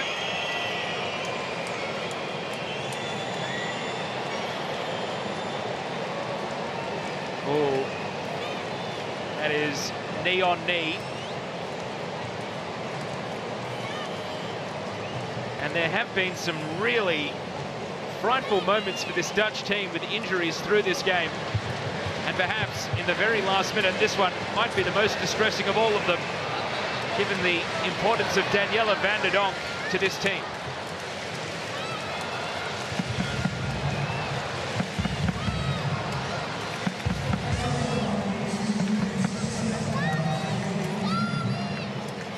Two additional minutes.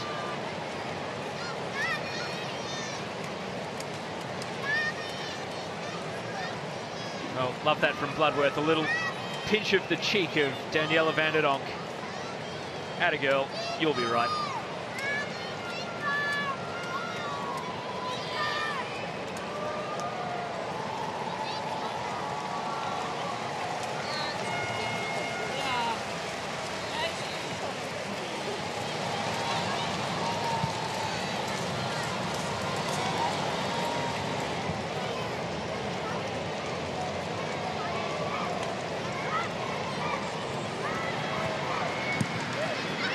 Catley, Gilding.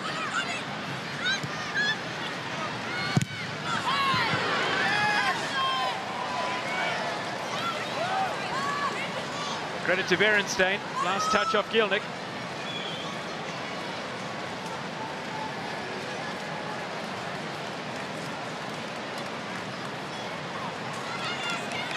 No, it will be a corner.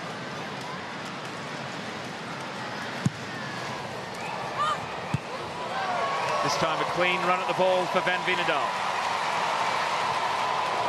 Carpenter won the 50-50. Van Egmond. Kerr and Kennedy both unable to beat Van Dongen in the air. Gorry, and sent that one high and wide. And that might just about do it.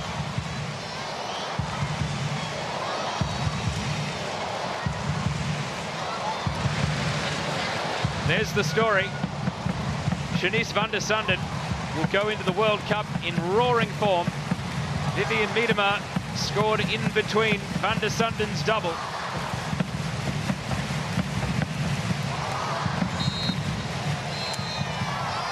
As far as farewell games go, that one could not have gone much better for the Dutch. They win emphatically in Eindhoven, 3-0 against an Australian team that certainly offered plenty for the first 55 to 60 minutes. But Miedema's second goal put distance on the scoreboard. And by the time van der Sanden made it 3-0, that was that. Full time in Eindhoven. Netherlands 3, Australia 0. Yeah, tough night for the Matildas. And smiles all round, though, for the home side. The Dutchies, the Netherlands getting the job done. 3 goals to zip. And they have Canada, Cameroon and New Zealand in their World Cup group. But for the Matildas, it's not back to the drawing board, but a fair amount to perhaps work on and look at as we head into the World Cup in 7 days' time. Our opening clash on Sunday against Italy. I'll welcome back in Michelle Heyman and Georgie Yeomandale. Overall, ladies, what did you make of that 90 minutes as we head into the biggest tournament of our campaign, really? What we're all playing for and working up towards at the moment. Yeah, look, we knew coming into the game that we were up against a tough opponent. I think that you can take positives out of it. We were organised for majority of the game. However, there is a fair bit to work on going into our first game. I think it's really important to sort of recognise that we purposely came into this game fatigued to try and get the bodies used to the load of the World Cup. So I think there was a few tired bodies out there. Hopefully they can get a bit of rest and be ready to go for the first game of the World Cup. Yeah, I think it's always disappointing losing, but I think the girls should keep their head up high. It is just a friendly, just to get you into the swing of things into the World Cup. So I think we can definitely improve a lot from this game and we can learn a lot from it. I think we need to definitely just keep the ball, just be that possession-based team like we are, and just work a little bit more as a team. I feel like we were just a little bit unbalanced at some stages and just not playing like we were all connected. I think the chemistry within the team was just a little bit off for this game. So if we can just improve on that, then we should be sweet to go. In terms of the biggest lessons that you take away from this game, I mean, chemistry, they've had, I guess you could say, a shortened time in camp ahead of the World Cup. A couple of these teams have been in camp for over a month or so, and we do come from all parts of the world, some playing the NWSL, some still at home, and in Europe as well. Looking at that, and looking at Italy in the first game, what's key? What is Ante Milicic going to have to do? What areas? I think it's just more getting that starting 11, just finding out who that starting 11 is going to be for that first game. Just work on that. I think we didn't use our midfield as well as what we could have. We didn't use 40 at all, which was a big struggle because she is so successful with the ball at her feet, but we just couldn't get that to her. I think one other thing that we can improve on is just that chemistry as well up front. I think we didn't have that in this game, so just work on those basic things. Georgia, are you in agreement with that one? Yeah, definitely. We struggled because Bloodworth really marked 40 out of the game, as you mentioned. Like, we need to be able to get those players on the ball. And I think there are definitely areas in our back line that we need to tidy up. It was a little bit disjointed. They got in behind us far too frequently, and I think that we've got to figure out, you know, what we're doing with the offside trap. It looked like we were trying to play it a little bit too often with a speedy attacking line of Netherlands. So a few little tweaks I think will go a long way. We were kind of lucky with the calls that tended to go our way as well. If they didn't, it could have been more than 3 goals tonight. You spoke about them getting in behind our defence and our back line, and one of the players that did so for the Netherlands was Shanice van der Sanden. I got it out there in the end. It is getting a little bit late, but this player, ladies, it is no surprise that she's a Champions League winner with Lyon. She won the French League with them as well. She's class, she's quality, and you can tell she's a competitor. She's definitely a competitor. She's got flair. She likes to be different. She's unpredictable and she's quick. So really difficult to mark, and we struggled because she was moving from the left side to the right side. So you don't really get to settle in as a defender because you're swapping up players. But yeah, she's going to be a player to watch in this World Cup. Quality from Vivianne Miedema, 22 years old. We wrapped her up pre-game and she scored yet again tonight. She's now just 2 goals away from becoming Netherlands' all-time leading goal scorer. And it's just moments, as you'll see here. Michelle, talk us through this and what she does, which is just brilliant. Yeah, she's just an all-class player. I think with time on the ball, just being able to have that footwork to just pass it around our players, and just that confidence to have within yourself, because it's very tricky to do what she just did. It might seem easy, like look easy on TV, but it's far from easy just to have that composure. So she's one that's definitely going to be one to look out for the World Cup. I mean, how do you mark a player like this? How do you contain her? Yeah, I think it's a matter of on that play, I think that we could have been closer to her in the box, but then she takes that brilliant touch and she's passed us straight away. So I think the fact that we had to rush out to her because we were potentially out of position, I think you can't leave a player of her quality with that space in the box. But she's, again, unpredictable because of her quality. So she created space for herself in that moment where it looked like she was playing in a tight area like you saw, and just drifted the ball away. I think it was Polks at the back there as well. Yeah. But that's something, I guess, that we have to look at moving forward in the World Cup, because Netherlands are on our side of the draw. We could potentially face them in the quarterfinals. Germany's on the side as well. That depends upon whether we finish top and whether Netherlands finish top of their group, of course, because Canada could potentially finish top of their group. We're going to take a look at the third goal now with Shanice van der Sanden. And yet again, I mean, this is just power. This, I guess, sums up her night as well. Talk us through this, Michelle. Yeah, that's just all class. She's just an incredible player, and you can see the joy look at like the way that she just holds herself up. She just has so much confidence. Like to hit that on the volley with that much power behind it, yeah, all class. That's what you get. Defensively, yet again. Yeah, too much space in the box. I think we're marking space, and space doesn't score goals. So we need to get closer to those players and just defend with more confidence, I think. So, yeah, you can't allow players like her, players like Miedema with that much space in the box. We're going to get some reaction now from the Matildas because Anna Harrington is over in Eindhoven at Philips Stadium and she's with Hayley Russo. Well, Hayley, disappointing result today. I guess, what do you make of the performance overall? Yeah, I think it was a tough loss. It was good for us to come out and have this game and get it under our belt. Unfortunately, we weren't clinical enough and we didn't finish our chances. And I think we just go back to the drawing board, and it's good because we've got the World Cup coming up, so we've got that one out of the way. And just some difficulties in defence there, obviously conceding 3 goals. What is there still to tune up and fix up there? Yeah, well, I think 2 of the goals came off set pieces, which obviously we just need to go back and work on our marking in that area. And also, like I said, if we had have put some chances away, it would have been a different story in the game. And of yourself, good game by yourself, lots of persistence. We know that you've come back from some injuries, so I guess what did you make of your own form there? Yeah, it was good for me to get the run, building confidence in for the World Cup coming up, and it's nice to be back out there running around again. Thanks for your time. Thank you so much. Yeah, good to hear from Hayley Russo. They're obviously a really tough one as well. You had a good game. How did you play to kind of sum up your own performance in that moment? But overall, how did you both see Hayley's performance out there tonight and her effectiveness in front of goal, because that's what she's there for on the wing? Yeah, I think she was dangerous, and we saw Hayley back to, Hayley's standard. Every time she's around the ball, it looks like something's going to happen. You see the chance there. I think she's just got to fine-tune in front of goal. Like the world-class players put those chances away, and this one here needed to find a corner. And if she had have done that, as she said, it's a different story and the game's got a different dynamic. But she was definitely one of the most dangerous players out there. Yeah, most definitely. Everything that Georgia just said, I think it was just she had to get clinical, just at the final pass, that was all. Other than that, she's a gun of a player, and I think she's going to be really dangerous for Australia in the World Cup. I know you quickly mentioned it before about talking about finding this starting 11 and the chemistry. For you, is she rusted on and is in that starting 11 when we face Italy? Yeah, most definitely. Yeah. Definitely. She was pretty powerful out there tonight. It was good to see. Let's get some more reaction now and hear from Sam Kerr. Well, Sam, obviously a disappointing result. Never like to concede 3 and couldn't break through yourselves. What did you think the issues were today?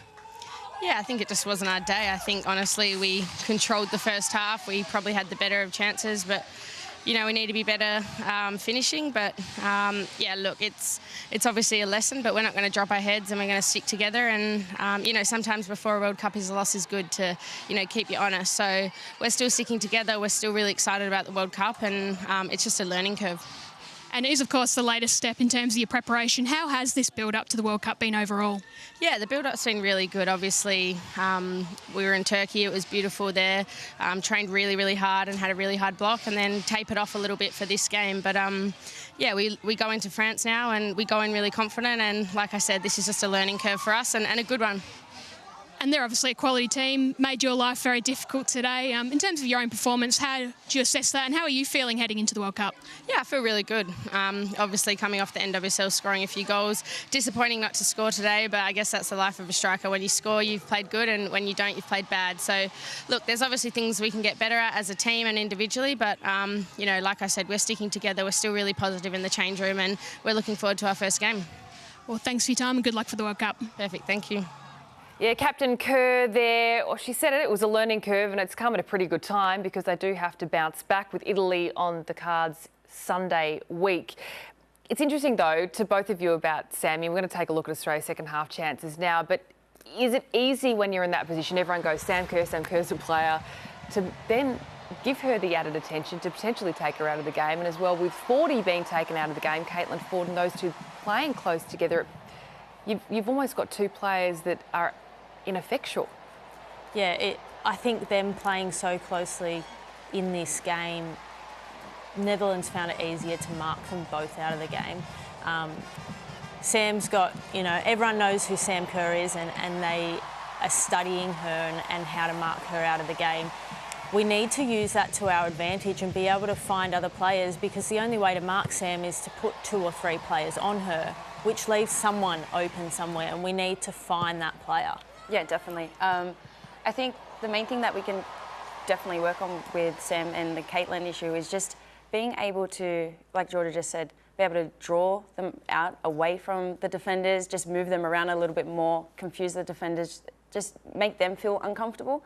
I think Sam didn't have enough people around her to support her in tonight's game or this morning's game, which was a bit sad, and she was trying to do a lot by herself, which is always going to make things very challenging. But I think that's definitely a learning curve, and I think they'll see that in the talk after the game. So yeah, something to work on as we face Italy. Let's hear what Ante Milicic thought of it all. Now he's with Anna Harrington. Well, Ante, results-wise, disappointing today, but what did you make of the performance overall? Yeah, of course. You're always disappointed when you lose, and you can see the goals that we did. I thought first half we did okay. We were quite aggressive with our pressing, but in the end we copped a goal at the worst possible time from a set piece. In fact, we conceded 2 from set pieces, and in the end still very vulnerable with transition and with those long direct balls over the back. So that's something that we're going to have to fix quickly, but ultimately I'll take responsibility for it. But at the same time, I thought there was still a lot of encouraging signs there and something to build on moving forward to the Italy game. So is it those defensive lapses and set pieces that would probably be that main focus in terms of tuning up? Yeah, look, you'll go back and have a look at the game, of course, and we'll do our review. But I think, the way we concede on set pieces, but at the same time giving away those set piece opportunities. We've already spoken in advance. It's an area where Italy's very strong. They've got good delivery on set pieces and organisation. So I was a little bit disappointed to give away those set pieces and the way we conceded. But yeah, there's definitely a few things that we need to work on. And as I said again, the defending in 1v1 areas. We came against 3 very good attacking players today, and we didn't deal with it as well as we would have liked to on occasions. But we'll pick ourselves up and we'll move forward. And this is obviously a quality opponent today, the latest step in terms of your preparation. How has the preparation for this World Cup been overall? Look, putting today's result aside, I've been quite pleased with how the preparation is. These girls won't lose belief after that result. They'll pick themselves up. As I said, we'll have a review, give them some time to reflect on that, and we've got some key learnings from this game. But once we get into France in a few days' time, the focus shifts firmly on Italy, and I can assure that this side will be very, very prepared for that opening game. And last up, we know there were those couple of injury concerns. Elise Cullen-Knight and Laura Alloway both missing out today. Are you expecting them to be fit early in the World Cup? And did you pick up any more injury concerns today? No, we'll have to check them now in the change room after the game. But look, we'll have a look at KK and Laura tomorrow and see how they are. And at the same time, it was an opportunity. Steph Catley hasn't played 90 minutes in a long time, so with her getting some minutes today, as well as Lagazzo also and Hayley Rasso as well. So they're coming back from injury, so it was the main thing that they get some match minutes into their legs, which they did in these kind of conditions against these kind of opponents. So that's pleasing. Thanks for your time and good luck with the rest of the preparation for the World Cup. Thank you. Pleasure. Yeah, very well said there by Ante as well. Some really important minutes getting built in some of these squad players' legs who missed the Cup of Nations and didn't get as much game time as anticipated when they played that tournament here in Australia. I guess the question is, and I know that they touched on it, Anna, with Ante, great learning curve, you learn from your mistakes and what happened. The World Cup is only 7 days away. Is that a good thing? Is that a blessing in disguise that you just go, OK, we're going to wipe that slate clean? Or is it something that can linger on and sit with you a little bit and maybe, batter the confidence just a little bit? No, I think the girls will definitely just review the game, just see what they can take away with their strengths and weaknesses. And then after that, go to bed and wake up and it's a new day. You got to forget about it. I think if you keep dwelling on it, then it's just always going to be in the back of your mind, and we can't have that. So we've just got to make sure that we're focused on the World Cup in our next game. I think that's about it. Are you feeling pretty positive after that performance? Yeah, look, a win would have been a really good confidence booster, but I don't think you can come away lacking confidence after that game. I think, as they face Italy, which is a different opponent altogether, and it's the World Cup is a different ballpark. So We'll see how it all plays out. Something that we've all faced here in studio tonight. It's been a 2 a.m. call time, probably a midnight call time, and we've just ploughed through just. So thanks so much for joining us here at home tonight. Michelle Heyman, Georgia Yeomandale, an absolute pleasure to have you both in here as well. Thanks for your company tonight. Thank you. And thanks so much for joining us at home. Get to sleep or stay up. You're probably watching the Champions League final as well. Thanks so much for joining us. I cannot wait to see the Matildas get their World Cup underway next Sunday against Italy. We'll see you very soon.